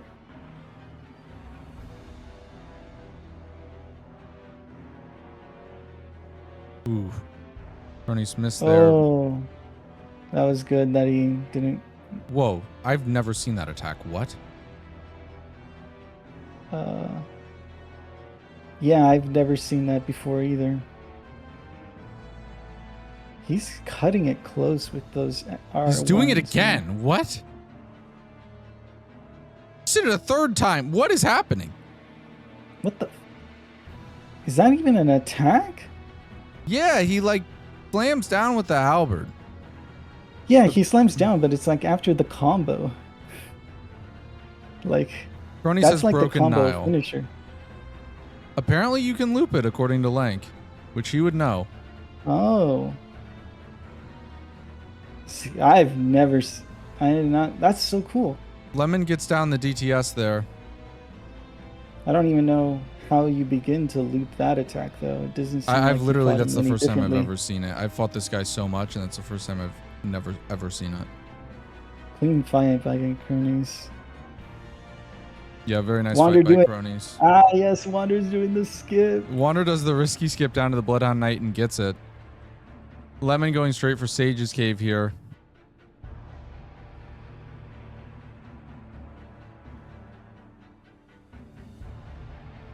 Now this is where I would die. Bloodhound Knight. Oh. Hey, Wander is don't worry. Whoa. As soon as he hits the strafe on this Bloodhound Knight, he's got it. Actually, he may not. This guy is going for Latenna, by the way. Yeah, He left the other half. He didn't pick up the half. He just killed Nile, so he could still do Latenna. Mm-hmm.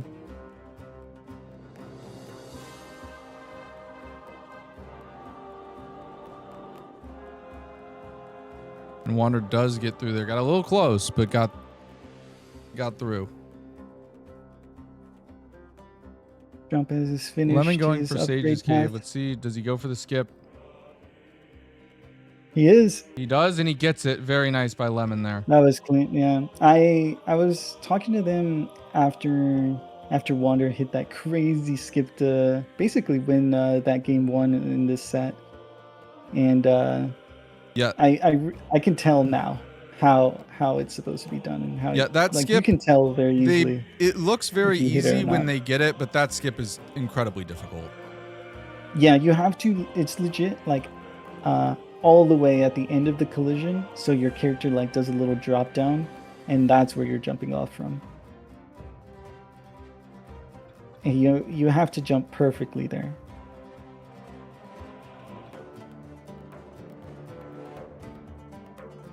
Yeah, and very nicely through Gary now for Invis. He didn't buy the... No, he's just... This Hoarfrost Stomp tech I like, so... the way Invis Assassin works is really weird. So it's immune to Frost when it's invisible. Like, the status doesn't build up. However, because Hoarfrost Stomp is a multi-hit, it hits him the first time and gets him out of the invis, and then the next hit will build up status. Whoa. Why did the assassin go all the way over there? I don't know. Gotta be careful. It probably will. He won't. Ooh, he get gets grabbed. Yeah. Oh wow! I thought he avoided the grab. Wanderer here is not holding on to Latenna. He can't. Obviously, he doesn't know where anyone's been, especially Lemon at this point. Because I mean, they know. And Lemon gets Everyone that knows. down there. Everyone knows if you see a board like this, Strump and Wander are going like, yeah, that's obviously what they're doing.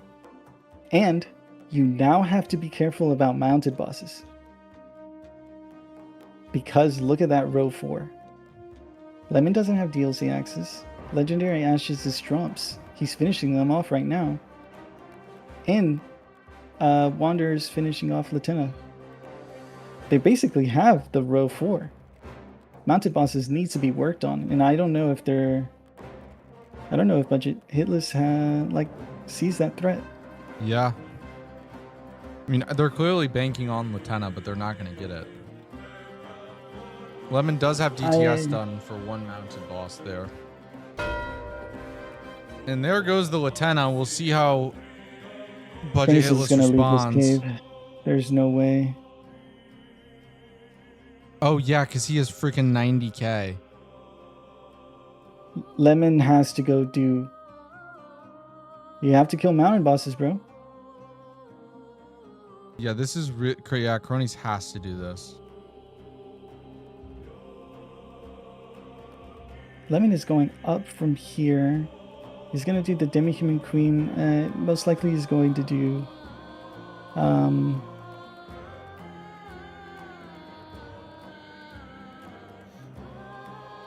what was I going to say? Oh, most likely he's going to do Gillica or Mariga? By the Whoever's way, we're just going to let Demi-Human. Cronies' stream do its thing. It's been figuring itself out somehow. I don't know. I think Chronis is going to... He may just finish the square. Like, collect both Halig Tree halves. Wander gets invaded.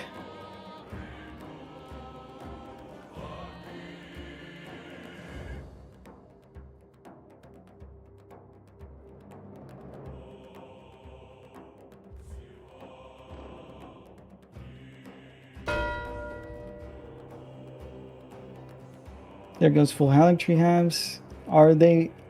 Is Cronies going to do both a duo?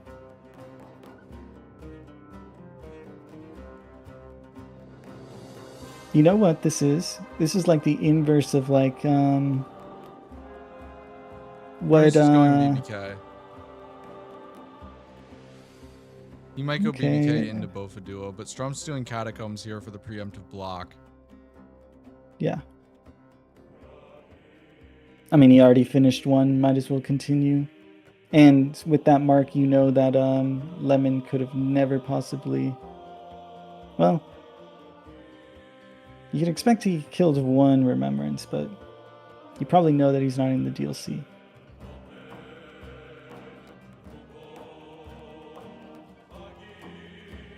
And Lemon is going for the Knight's Cav here, which is a good idea.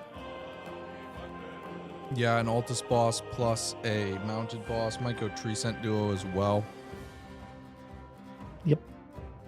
Wanderer has headed his way towards Fire Giant. They're not actually pushing the issue on the row 4. In fact, I'm guessing they do want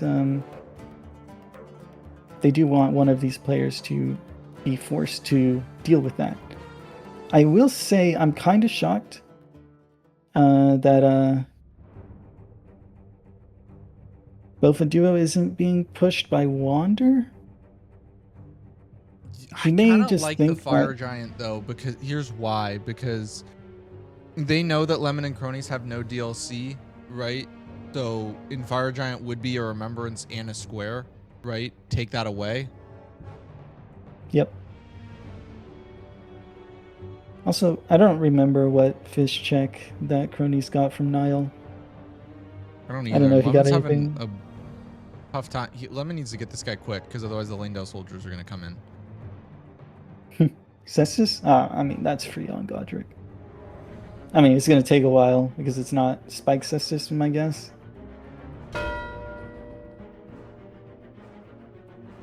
Good. That was 5 Altus bosses already. Oh yeah, Sage's Cave. Yep. Sage's Cave, DTS, Demi-Human, and Knight's Cav.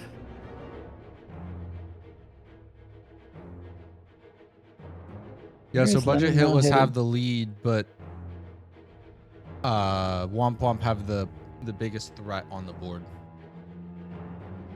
Yep. And Strump's doing a good play. Obviously doing Catacomb because he knows that he's not contested in the DLC yet, so you need to come back to base game to do stuff.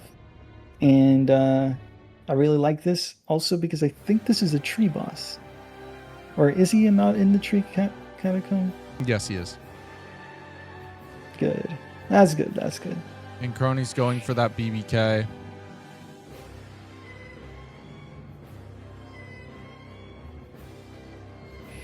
I mean, this is kind of an essential block that they need for that middle Yeah. column because they don't have anything yet.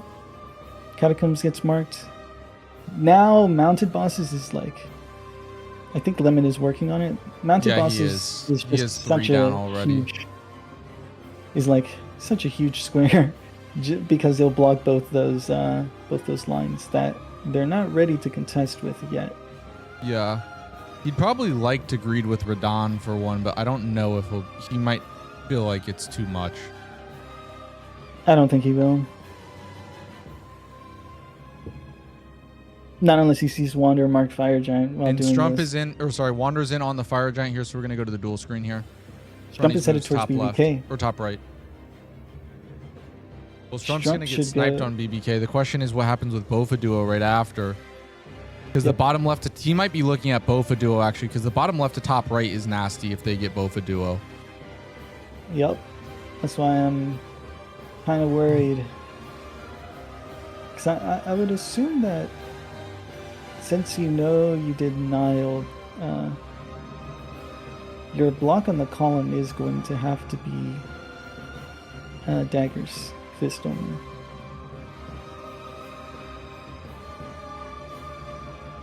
No riposte, unfortunate.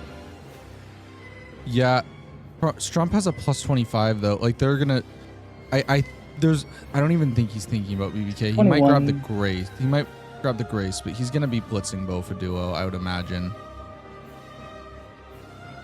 I don't think... I'm pretty sure doing Celia skip is faster to get to Bofa Duo. Or do you think from this side it's better? Go to Bofa Duo, bro. He's not going Bofa Duo. Oh no, this Diag is gonna be a problem. We'll go full screen with Wander here.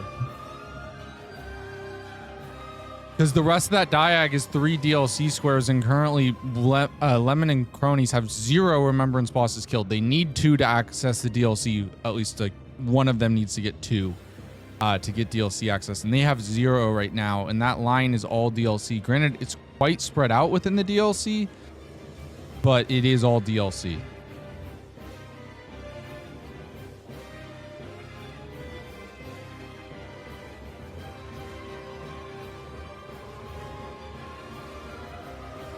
The other thing too is the column 5 is gonna be, they're gonna have to push invaders. Like yes, they're up on square count, but their lack of DLC just makes everything so much more. Any line with DLC like is just so threatening. Yep. Hello, hello. Hello, Mr. Sci-Fi. Welcome in. Welcome in. My apologies. You're good, man. You're good. Welcome in. We have a crazy Yeah, game glad going to on be right here. now. Do we? Let's see. Budget Hitless. They're painting the board blue right now. Yes, but they have 0 DLC. They don't have a single Remembrance killed. Wait, really? Yes. Oh my god. And look at that. Bottom left to top right Diag. And look where Strump is. Oh no. Oh no. It's coming. And the column 5 is going to be a problem too once Wonder gets Fire Giant. Lemon is going to try to greed Radon as one of his mounted bosses. Going to end up working out for him really well, actually. Yeah, that's really good. Cronies, by the way, wasn't upgraded that whole time. Oh yeah, that's right. He did Nile just off bat, so he never actually went to upgrade first. Such a Cronus move. No, Cronies usually likes to upgrade immediately. Maybe not for Nile. Though. Yeah, right. Maybe not for Nile. Strump. Going in on Bofa. Lemon is progressing through cookies. capital. Did he set up Radon and then leave? Yeah. I guess there's Lord bosses, Exaltation bosses. And Strump is fighting the Bofa duo now. He actually just says screw it and goes for big guy first. He does have enough vigor to deal with this. He can still easily die if he's not managing his stamina like that. But he has talismans, He's which good. greatly reduced. He's good. Oh. He doesn't have talismans. That's the lit armor. Oh, okay. This has been a long fire giant from. Yeah, this fire giant has been insanely long, but that's just how fire giant is. He's stally. Wanderer's been doing like all the good punishes too, so. There goes the Bofa duo. And here comes the fire giant. Lemon is heading down the sewers. Was he looking at exaltation?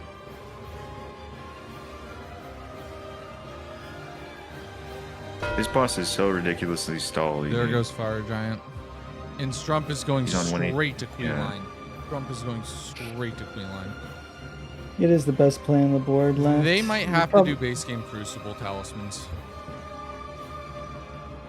That's what he's looking at. I'm just surprised that they're not addressing the top. Well, they're right now.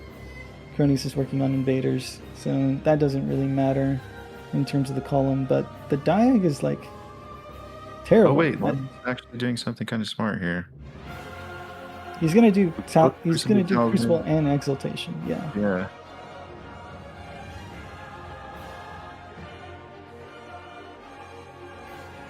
I mean, that's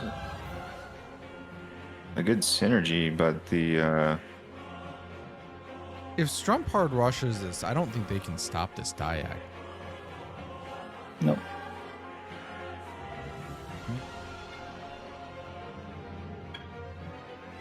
Depends. I mean, Lemon has Wander's no about to remembrances. hasn't even killed the remembrance still. Yeah. Right. He set up Radon. He's in capital, so we could do Gold Free Morgott. Here's and the there's problem. only, even if you include Crucible talismans, there's That only row. 7 there's the more row base 4. game squares. Like they have to get DLC. And Wander's doing mounted bosses right now. Yep.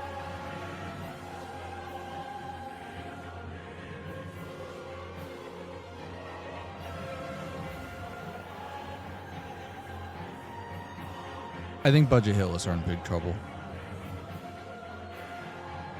I have to agree here. Yeah, I don't see how you stop. How you reasonably stop some of this.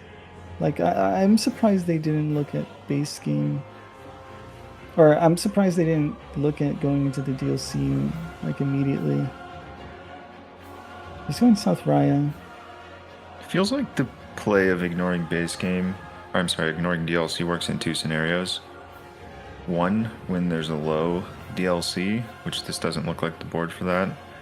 No, I mean, or it was if there's low a really DLC. strong base game line that is conceivable to get with 2 players. Wander and Strump just played it right because they went with the DLC rush, right? But I think a lot of teams, when they realize that both teams aren't in DLC or the other team's fully in base game, they will just go, oh, I have free reign on DLC. I'm going to do whatever I want here. But instead, Strump went back, got some base game squares, right?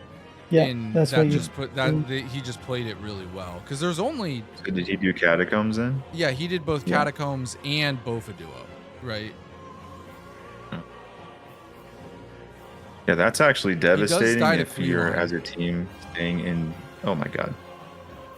Yeah, because that's all you need, right? You need to give Strump just did the job that he needed to do in the base game, of like go get set up and then just give Wander that little bit of help, so you don't lose to the complete two. You don't leave him on an island completely for the 2v1, right? Just give him that little bit of support, right? And then go do your thing. And then go do your thing in the DLC, right? I will say this: they would have been pretty much in trouble if Cronies didn't go for Nile first and did Latenna, because they would have gotten 4 of those squares on that line. I'm gonna take a guess here and say Lemon's gonna try to get into the DLC now and try to do Egon's Finger. I don't know if he'll be fast enough. Like Strump's about to take Queen Line and can go to ADM immediately after. But I think Cronus There goes working the on line from NC Strump. invaders. Full screen with Lem.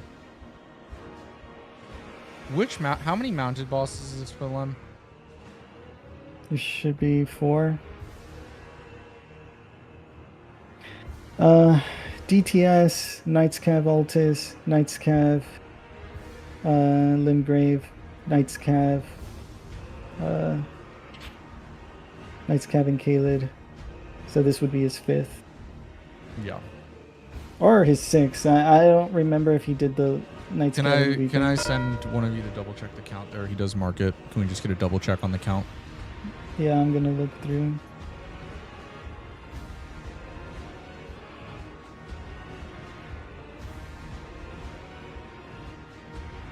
It sounds crazy that he wouldn't do Tree Sentinel. Well, it's 6 mounted bosses. We did 3 Knights Calves, according to Dagger. DTS Did, Radon. yeah. Oh my god. Oh, Wander messed Yeah, up the no, skip. he did the weeping one. Yep, he got him. That's all. 3 Knights Calves DTS Knights Cav DTS Radon. Did he do Tree Scent? No, it was it's DTS Limgrave, Knights Cav, Kaled, Knights Cav, Weeping, Knights Cav, Radon, That's 5. and Altus Knights Cav? Oh yeah, he did the Altus Knights Cav. Knights Cav. That's right. All right, That's right. so 4 okay, Knights Cavs. 4 Knights Cavs. Yeah, 4. Dagger, the misinformation expert. Thank you, sir. There goes Legendary Spirit Ashes for Strump.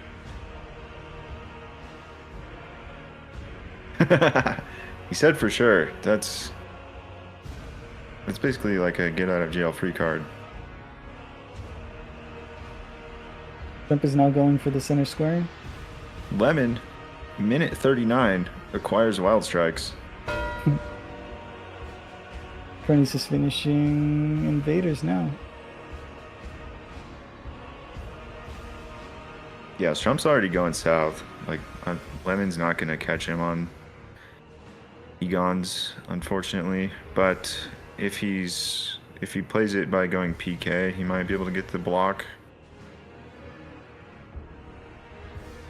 He will get the block on PK. If he goes Wander PK, goes if he tries to Leonine play this there, and now it's defensively, 8-7 Womp Womp. And they have the pressure. And Prio. 16.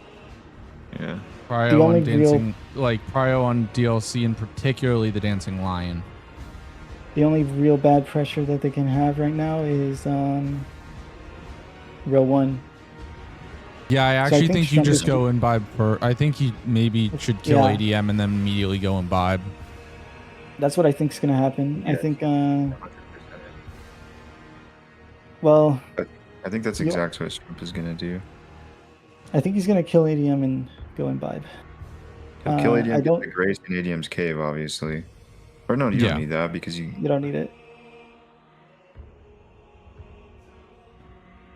Yeah. I guess the other diag is a Lemon's diag is a problem, but I would be more willing to bet that Strump can get 3 hippos faster than Lemon. Cronus is working on But- tree bosses. If they do get sniped, it's an even race, in which they just do walk away with that diag.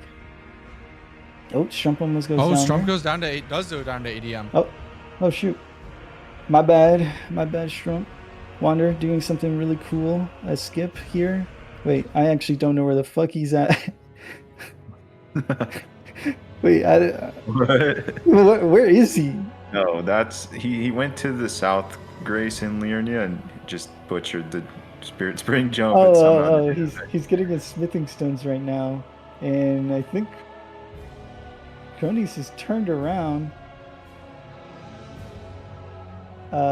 So they're going for the block on the row 1, which is going to be Dagger's Fist. I'm guessing Wander got a Dagger's Fist check somewhere. Or I'm not somewhere. He most likely killed Bogart. No, I'm probably not got sure. he probably got the dagger by Albus. You're right. He's out helping Steeple too. He bought He it. bought If it, he's yeah. gonna switch, He bought it. Bro bought it. Yeah. Bro's gonna switch mid game. Yeah, he got Crystal Knife, which is complete and utter dog shit, but it'll get the job done on Godric. Yeah. He'll do it. Lemon actually having a little bit of an issue on Godric. Not gonna one cycle, even though he has a plus 21 weapon. He didn't put on Wild Strikes. Yeah, that's Because he right, doesn't that's have right. the frost. He doesn't have the frost webblade. Yeah. Strump is actually going to finish Egon's finger, which it's going to work out for them pretty well. I guess block. You do that. Because if you're assuming that Wander gets the block on row 1, then it's fine. And you probably do want Lemon to waste his time doing Imbibe. I'm so surprised Cronus is going tree bosses instead of Dagger's Fist. Yeah, I'm also confused as to why Wander ran up the hill from Crucible. Actually, where is he going? He is going Stormvale, no? Yeah. Really.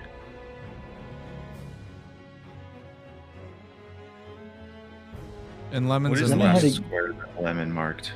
Lemon's heading back section. Yeah. He's just going here, breaking the rune, grabbing the grace, and going Imbibe. Yeah, Wander's way ahead on Dagger's Fist. Yeah, Cronus is not going to work on it. I'm surprised. They might need Strumped. I think even if Lemon can block the diag, I just feel like they get outpaced here.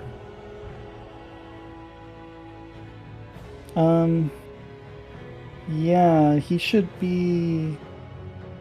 Because what else is there for him, for Cronus to have worked on other than tree bosses? This is a misplay.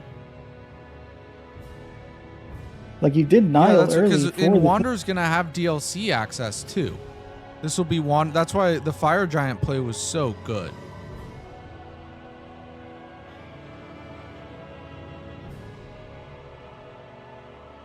Now he's headed there. Well, he's gonna have the ability to contest DLC squares. Well, no, actually, he hasn't. Cronus He only has doesn't one have any remembrance. remembrances yet. Wait, Lemon can do Crucible Talismans, Death by Dancing Lion, Hippos, all going back section. He's not gonna have time. Yeah, he still has to block Sure. PK is the problem. Yeah, you're gonna have to deal with that PK. And now in the diag nor the row 1 are threats at all anymore. If assuming Lemon gets Dagger's Fist. Big tail swipe there. Which Wander, I know Cronus has had stream issues, but there's no delay right now. The Wander's far enough ahead and has a +6 crystal knife, right? Which isn't great, but should beat whatever Cronus has. He has +0 Kestis with rock grease. He also has the Scorpion Stinger. And you are allowed to use both of them, right? Yes.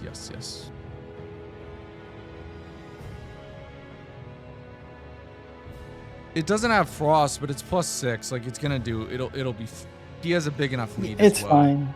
There is no way that Cronus could get this. Wander would have to die. Maybe. Yeah, Wander would have to die. That's the only way to catch up. Yeah, and look I at his health bar. highly doubt that Look, I don't Rot. think it's happening, bro. Yeah, there goes Egon. He can't die, dude. He can just quick step and iframe everything. Shump is now going to head back section, which is the correct play. He's shown Prio on Dancing Lion. Lemon can't really contest that. You know that Lemon has to go imbibe here. Now you can actually he's gonna work on Hitless. Wander's doing charge R2s with this, and they are dog shit. But I don't think Cronus has enough time. Hell, You're gonna have to do charged R2s with daggers. At least it's a single hit too, not like a double hit dagger. Yeah, and Strump's now going hippos. Nah, he switched rock to grease, he though. switched to R1 spam. The rock grease isn't gonna do Oh, enough. I forgot. The DPS Yeah. nerds have decided R1 spam. One-handing is better.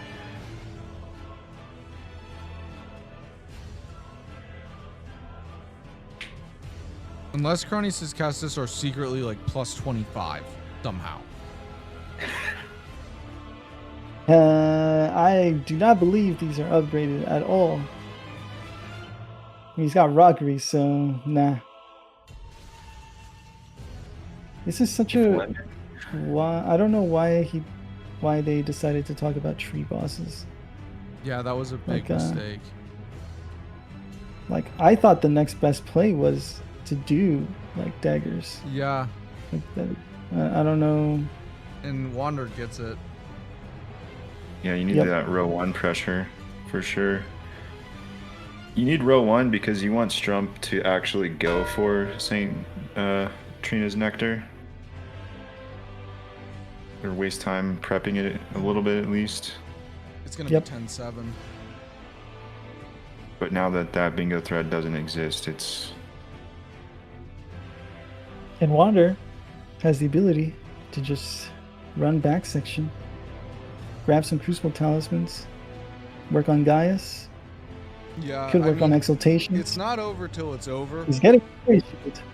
In normal circumstances, I would say Wamp Wamp are clearly ahead, right? But I don't know, given that it's the finals, right? Like you're 3 squares away from winning the league. If there would be a time for a Nerves very strange skill issue, this would be when you'd see it, right? I'm a little surprised to see Lemon going for this all the way, though. Yeah, there's no reason. They, Yeah, and Wander's going for Exaltations. I mean, Cronus gets 3 bosses, but they basically need Lemon to get 5 squares here. Lemon might kill PK and then leave, but I think I would probably, like... Yeah, they somehow need Lemon to basically 2v1 5 different squares right now. Yeah. Only way it's possible is the fact that Lemon is set up for an Exaltation, but... I mean... I don't see a way you would be able to sneak that in. I think they probably saw the diag, and that's why Lemon pivoted from Exaltations, Crucible Talismans in base game, and came to the DLC just to block this line. Would make sense.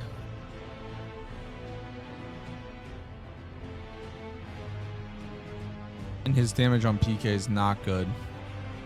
Yeah, this fight is taking a long time. Yeah. It's up serious. Peak trailer, by the way. I haven't gotten to see. Don't spoil it. I haven't gotten to see it yet. I've been in PC building hell all day. It's a good trailer. Yeah, I want to make an announcement in Ignite for the thing Sirius is doing. But waiting on the other Firekeepers. Oh yeah, yes, do it. he killed the Knight's Cav, legit for it. So yeah, I don't know why he's losing so much time on this fight. Oh, he got shared order? Yeah, he killed the Knight's Cav in Altus. Dude, he should have done PK as his 6th mounted boss. That would have been insane. I think he would have lost mounted bosses. He's out of heals. No, he's not. Never mind. I lied. He was 5, dude. He wasn't healing, so I thought he was out. It's just Lemon, dude. Lemon be lemoning. Wait. Yeah, I mean, with, like, I think kind of like in this scenario, Did Strump? you have to get the block. Trump killed Hippo and is now getting creepy. Like, Oh, okay. I was like, why is he running back? I thought he was running back to the Hippo. I was like, bro, I swear he was one shot. There's no way he died to the Hippo. Yeah, he hasn't done the Hippo in South yet. this line is really just the death knell, because no matter what you do, like, if you don't go for PK and they do, you lose. If you do go for PK, he gets everything in Rao. Crucible Talismans, Hippos, Dancing Lion. Like, Yeah. I mean, the play, in. the tactical play of the game was, I think, Lemon and cronies have gotten away with 2v1ing in base gaming, all in base game. They've done it to everybody all season, right? And gotten away with this style of play, right? I think, I'm not sure if they prepped it or if it was a spur of the moment decision, right? But they had the counter, right? Which was Strumbrush's DLC, and then he pivots after he gets his weapon upgrade. Oh my fucking god. No. That's game.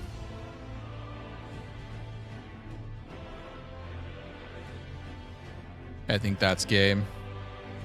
That's the nail in the coffin, dude. But regardless, I don't think that. I mean, yes, it might have extended it more, but Strump and Wander and Strump just had the solution for the 2v1 inning in base gaming. The sending one to Strump to DLC, get upgraded.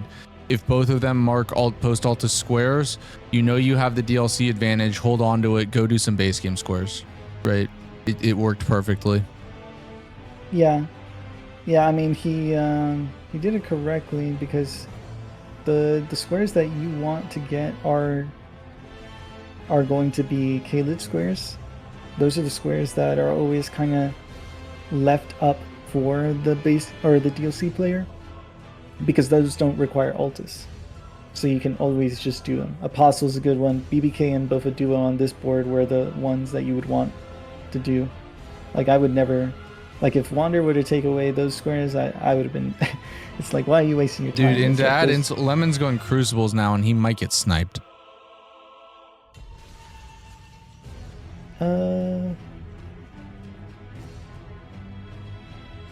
I think he does get sniped. I don't think he kills the Omen Killer in time. Yeah, because Trump goes straight there. He's going to get sniped.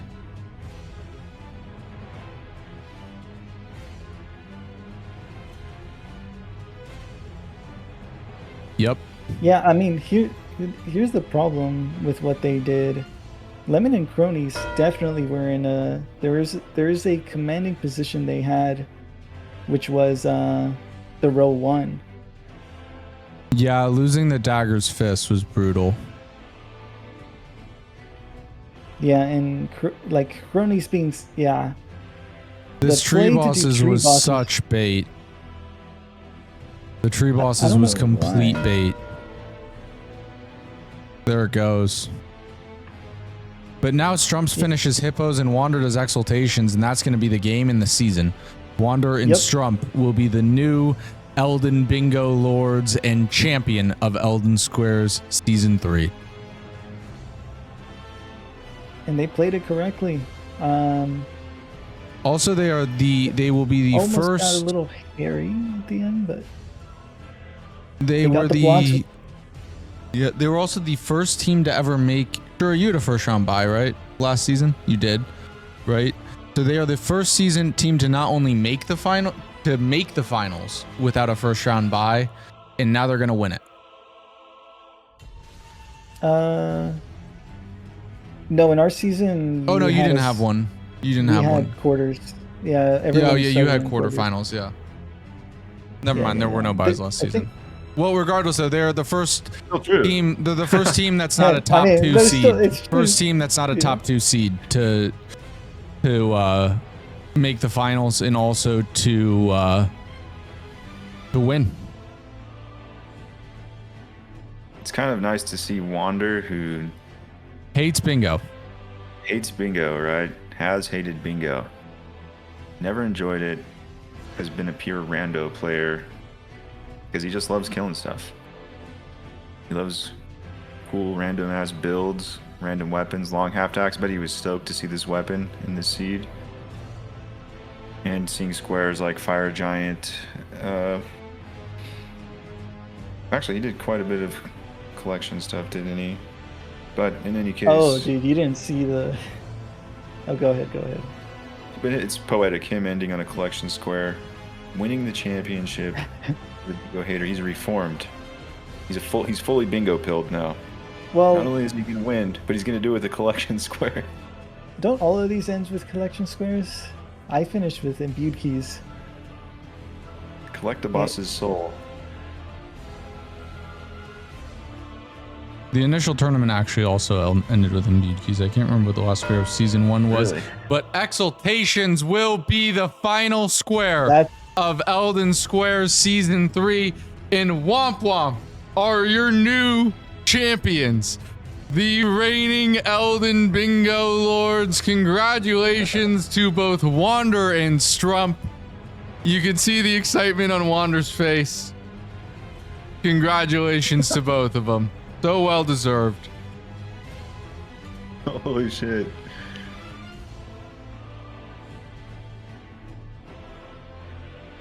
It was a great game and a great season. You know, they started out, they were the most dominant team in the first 2 weeks. First 2 games of the season, everyone kind of had them as the team to beat. And then, you know, fell off a little bit, moved down the order in the power rankings, but they end the season where they started, and that is on top in champions.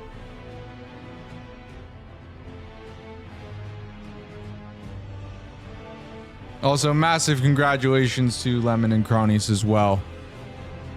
Yeah, they're fantastic players, and it unfortunately just was not their day today. But a great season, a great golden order. You know, congrats to everybody, right? For an amazing season. But it will be Wander and Strump. Side, do you want to get your camera up here?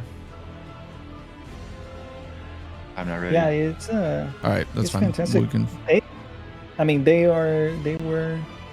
They played it right. They didn't make any tactical errors. Wander immediately recognized the column 2 being a threat, the fact that they could both be in base game and you're losing the top 3 squares. He immediately went for Latenna, blocked that. And just that square alone was enough to really build all the pressure. The top left of, or the bottom left of top right diag, and the row 4, because the row 4 was basically all of Strump's. If they got mountain bosses, Strump just finishes Hippos and Legendary Spirit Ashes. That one square was basically like pivotal.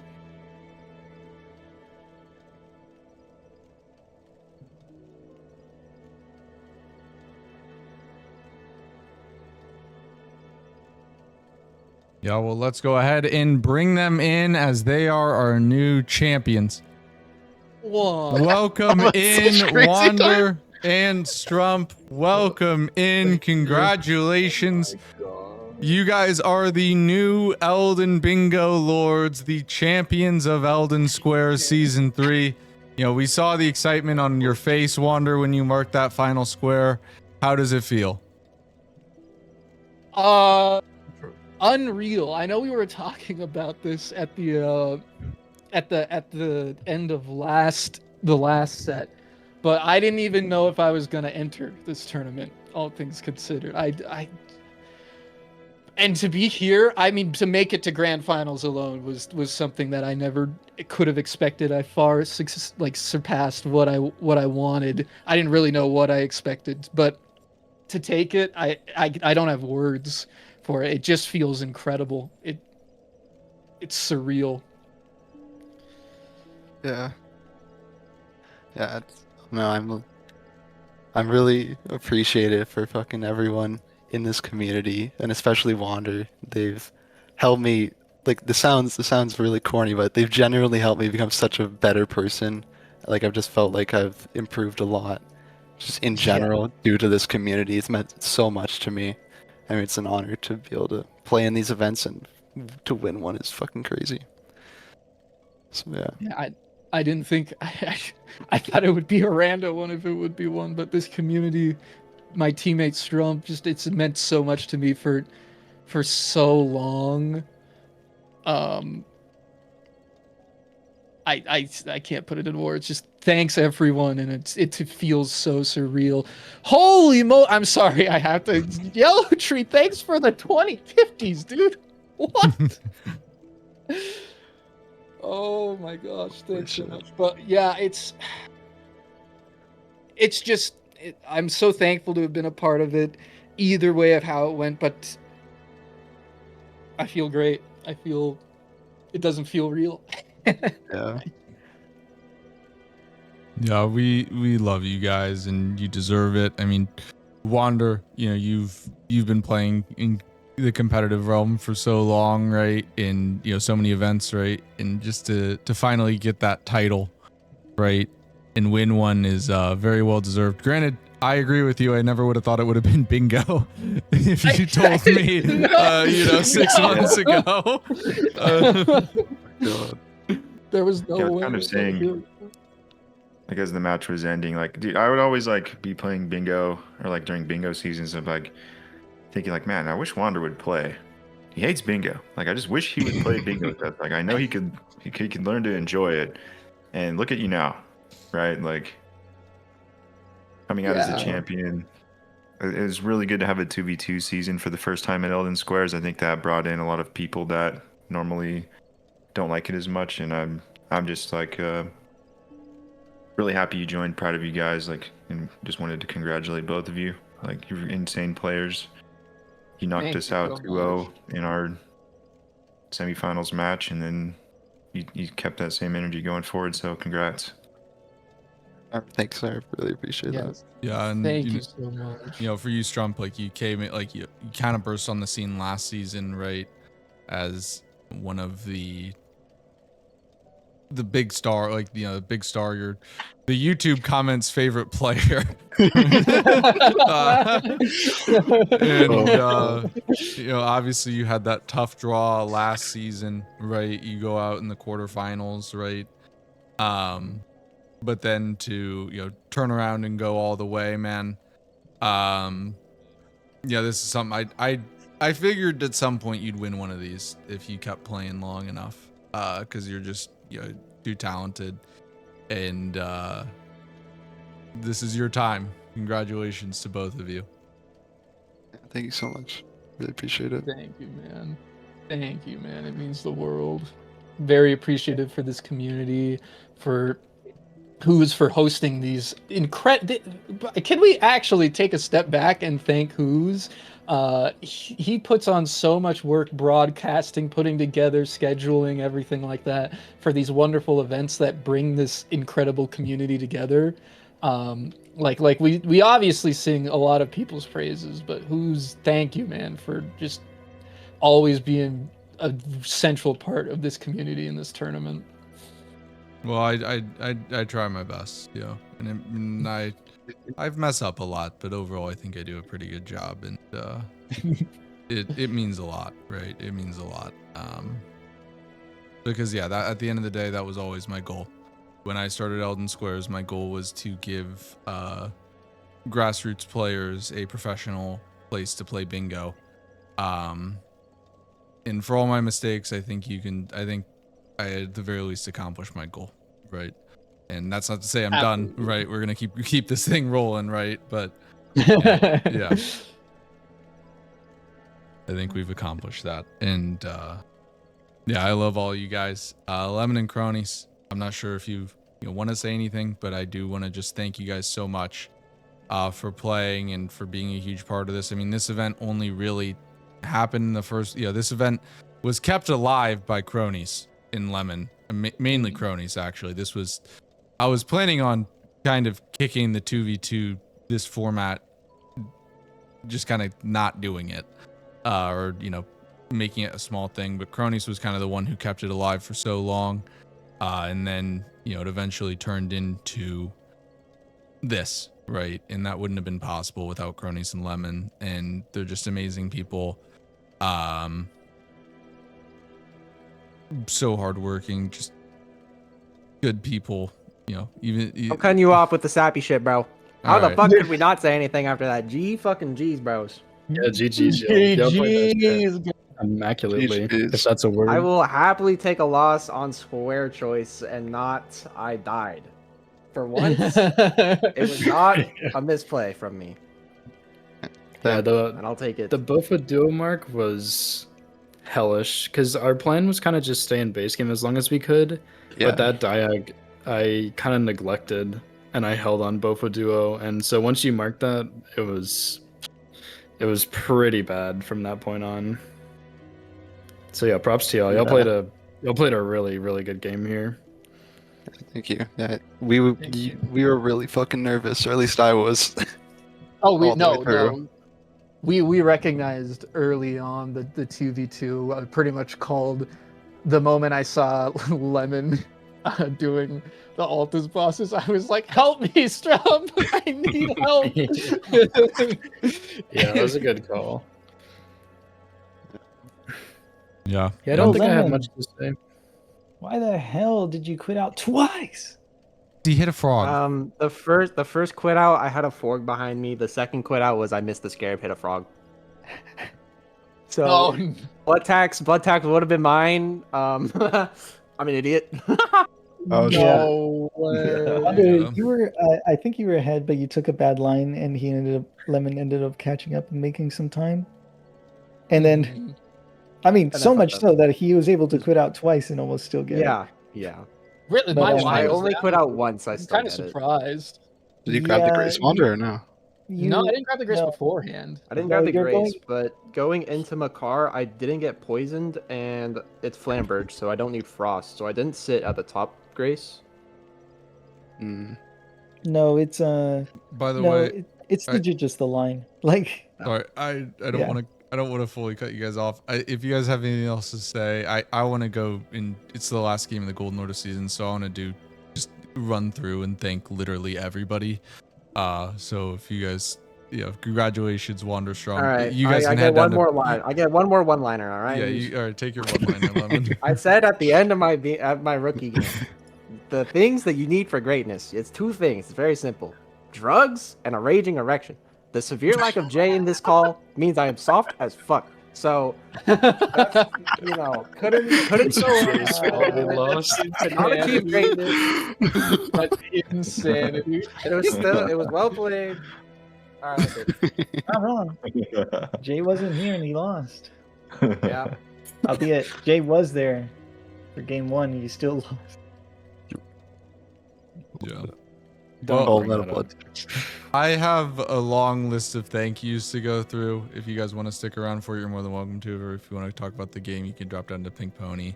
But we love you guys. Thank you so much. Love you too, Who's. Are you gonna keep streaming Who's? No, I gotta finish building my PC after this, so I'm gonna go ahead and read out after this. If anyone is gonna keep streaming, Wander, are you gonna keep streaming after this? No, I am. Then we'll find I'm someone much else too to read into. exhausted for that. Well, all right. I'll be right back. Starting off my long list of thank yous, we first need to start with our mod team. Sci-Fi, our GOAT. Thank you so much. None of this shit would be possible without you, man. Yeah, you got to be the name at the top. You're just amazing. I put him under so much pressure, and I ask the world of sci-fi all the time, and every single time he delivers. He's a fantastic friend, a great leader, one hell of a modder, and just a great guy who truly doesn't get paid. even though I probably should. He truly just wants to see moments like this, wants to see people come together, and because of, you know, the mods and stuff that he's able to make, and my God, he does a hell of a job, because look at all these people together. It wouldn't be possible without you, big dog. So I love you, dude. Thank you, man. I appreciate it. For the record, you couldn't afford my bill if I did charge you, so let's just forget about that anyway. Yeah. This is true. I already lose money. I just had to throw it out there. I also want to thank Shura and Harv for also Sci-Fi does the main work, but Shura and Harv, thank you guys for helping out with the mod as well. And also Shura, thank you so much for all the hard work that you do on the website. Even though we joke that it looks like a Kahoot, it's absolutely beautiful, dude. You do an amazing job. Having such a professional website for this league is just so cool. Shura updates every single game. Gets updated by him. And again, does it out of the goodness in his heart. And yeah, it's gorgeous. It's amazing and adds so much to everything in the experience. And, you know, thank you so much, Shura, for that. And for the cookie clicker. Thank you for the cookie clicker too. No, I mean, I appreciate it. It's just unique to this community. Like, the reason I'll do so much for it is because you guys are fantastic, and it's a big push to Yoo-Hoos because you kind of started getting the ball rolling over to Ignite. So, and I knew that I wanted to create things for it. Well, so, thank you so much. It. Thank you. You're the best, man. And I also want to give, even though the piggy's not around, and even though we do complain about the squares as always, I want to give a big shout out to Nardi. He put a hell of a lot of work in to make this square set. And you know, while he did a great job. You know, meta's evolved. We'll make some changes for next season, but man, this square set and stuff would not. I didn't really touch the square set. I'll be honest. It was all Nartalk, and he did an amazing job. And thank you so much, Nardi. I hope you had a great time in Australia, in Singapore. He's coming back in a couple days, boys. So the piggy will return. And we can't wait to see you in our talk when you do get here, man. We love you. Also, before I go and thank all the players, I do want to give one final massive shout out to, actually two final big shout outs. Three. Okay. All right. Coaches, I want to give a big thank you so much to our coaching team. Everyone who Nexus, Rambler, Ellie, Sci-Fi, Shura, everyone who's ever coached anybody on Bingo, thank you guys so much for helping to make sure that this community lives on, right? And Bingo continues to grow. It wouldn't be possible without every single person who dedicates time to coaching and lifting up the next person. It's a core tenet of what we do here in Elden Squares, in the Ignite community in general. Asim, thank you. I'm sorry. I might forget some people. I'm sorry, but yeah, thank you guys so much to everyone who's ever coached, because it makes all of this possible. Next up, I do want to thank all of our commentators: Asim, Sci-Fi, Shura, Jay, Rambler, Helios, Ratty, Thanks, Casey, Dagger, Ellie. Did I say Jay, Lemon, Cronies, Graphic. I think I might have missed someone, but thank you guys all so much for joining me on commentary. I tried to get as many as I could. Harv. I might have missed someone. I apologize. Thank you guys all so much. And finally, thank you to those who have refed, mainly being the herd of refs. Thank you to the herd for helping us out. And now I want to run through and just the Legion, yes. Oh, yes, and of course, a massive thank you for our pre-game shows. That has been a next level thing. You guys have all brought this to the next level. KC, he had the amazing one today. What a great season of pre-games from KC. Jay as well. Jay and KC absolutely killed it. Rambler with the Veil Break 101 was amazing. Helios had... if I ever needed a pregame and forgot one, Helios would come through, man. And he had some peak ones. The Tower Princesses with the Clash Royale on the side, the dog factor, the one he recorded from other his desk. Helios was amazing. Also to all the others who did pre-games as well. Stakes, Dagger had some gems. Jam, Hanner, Torsads. Who else?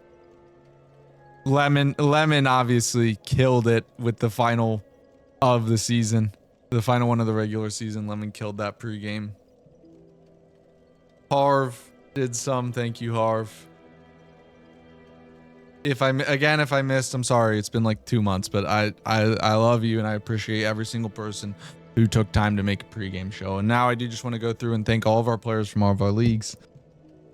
Golden Order. First, we'll start off with the champions. Tank and Top. Or no, Wamp. Champions Wamp.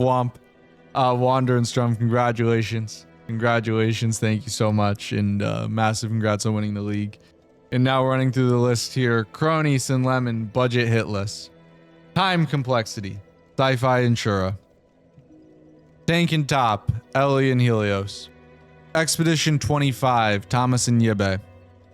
Bofa D's, Dino and Deutz. Tower Princesses, Nexus and Asim. Bagar, FR, Iron and Typin. The Asteroid Destroyers, Sirius and Vikrash, and Old But Gold, Jay and Rambler. Thank you to all our Golden Order teams and players. Now for the Crucible. We still have the finals in the Crucible. That's still awaiting, so we will see the result of Jarvis versus the Rick Fisters, but I'm going to go ahead and thank everyone now. Corruption, Tony and Fitz. Also, shout out to Mayor Mayor Skills for coming in for a couple weeks and helping us out there when Tony was gone for work. Nordic Thunder, Stakes and Champalampa. Base Mommy and Daddy, Noya and Turtle. The Rick Fisters, Josh and Dagger. Gold But Old, NVCC and Jurs. Kachui, Casey and Chewy. Jarvis, Harv and J-Man. Nike 2, Nike and Mewtwo. And Falcon Sai, Amp and Falcon.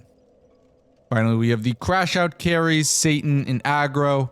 Truthfulness, Graphic and Ness, and Pandara, Kyofto and Madara. And I want to give a special shout out to Jay here, as he helped me significantly with running the Crucible.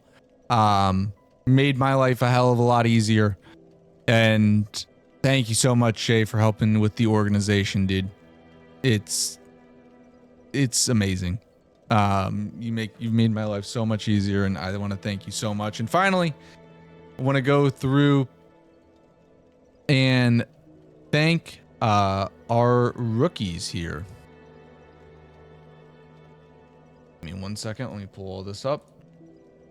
First off, I'll say the rookie finals will be coming up soon between Ronnie and Mix. We don't quite have a date for that one yet, but rookie finals will be coming up soon.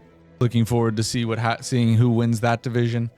But going through the order in the rookie rumble: Mix, Ronnie, Arkham, Torin, Tiny Bobcat, Belbo, Milkman, Vixis, Jam, PsyKG, Magnitude, Avery, Question Marks, Crispy Falafel, Az, Yosh, Cuban Missile, Bedhead, Goody Two Shoes, and Tito. Thank you guys all so much for playing the Rookie Rumble. I know I didn't broadcast those games, but they will be the shining stars of the future that you guys will see. I wouldn't be surprised if one of them became the reigning defending Elden Bingo Lord someday, but Wander and Strump are going to hold on to that title for as long as they can. And I do want to give a massive thank you to Asim and Nexus for running the Rookie Rumble, as well as Ellie for helping them out as well. I really was this was the most hands-off I've ever been with a division, and they did a great job. So thank you guys so much for doing that. And you guys helped out a lot of people. Got a lot of good players who are going to come in and be the next great bingo players and also leaders in our community. And one final thing, I want to say massive thank you to the community, to everyone who watched, to everyone who chatted, to everyone who gambled a little bit of corn. You guys are all what makes this thing so special. So many people put in a ton of work, and the fact that you guys enjoy the product that we put out means the world. So thank you all so much. It's been a hell of a season. It's still not over yet. We still have Crucible and Rookie Finals. But with that, I do just want to say that I love you guys all so much. It's an honor and a privilege to get to call these games. And with that being said, we will go ahead and get on up out of here. Who's live? Who do we want to raid?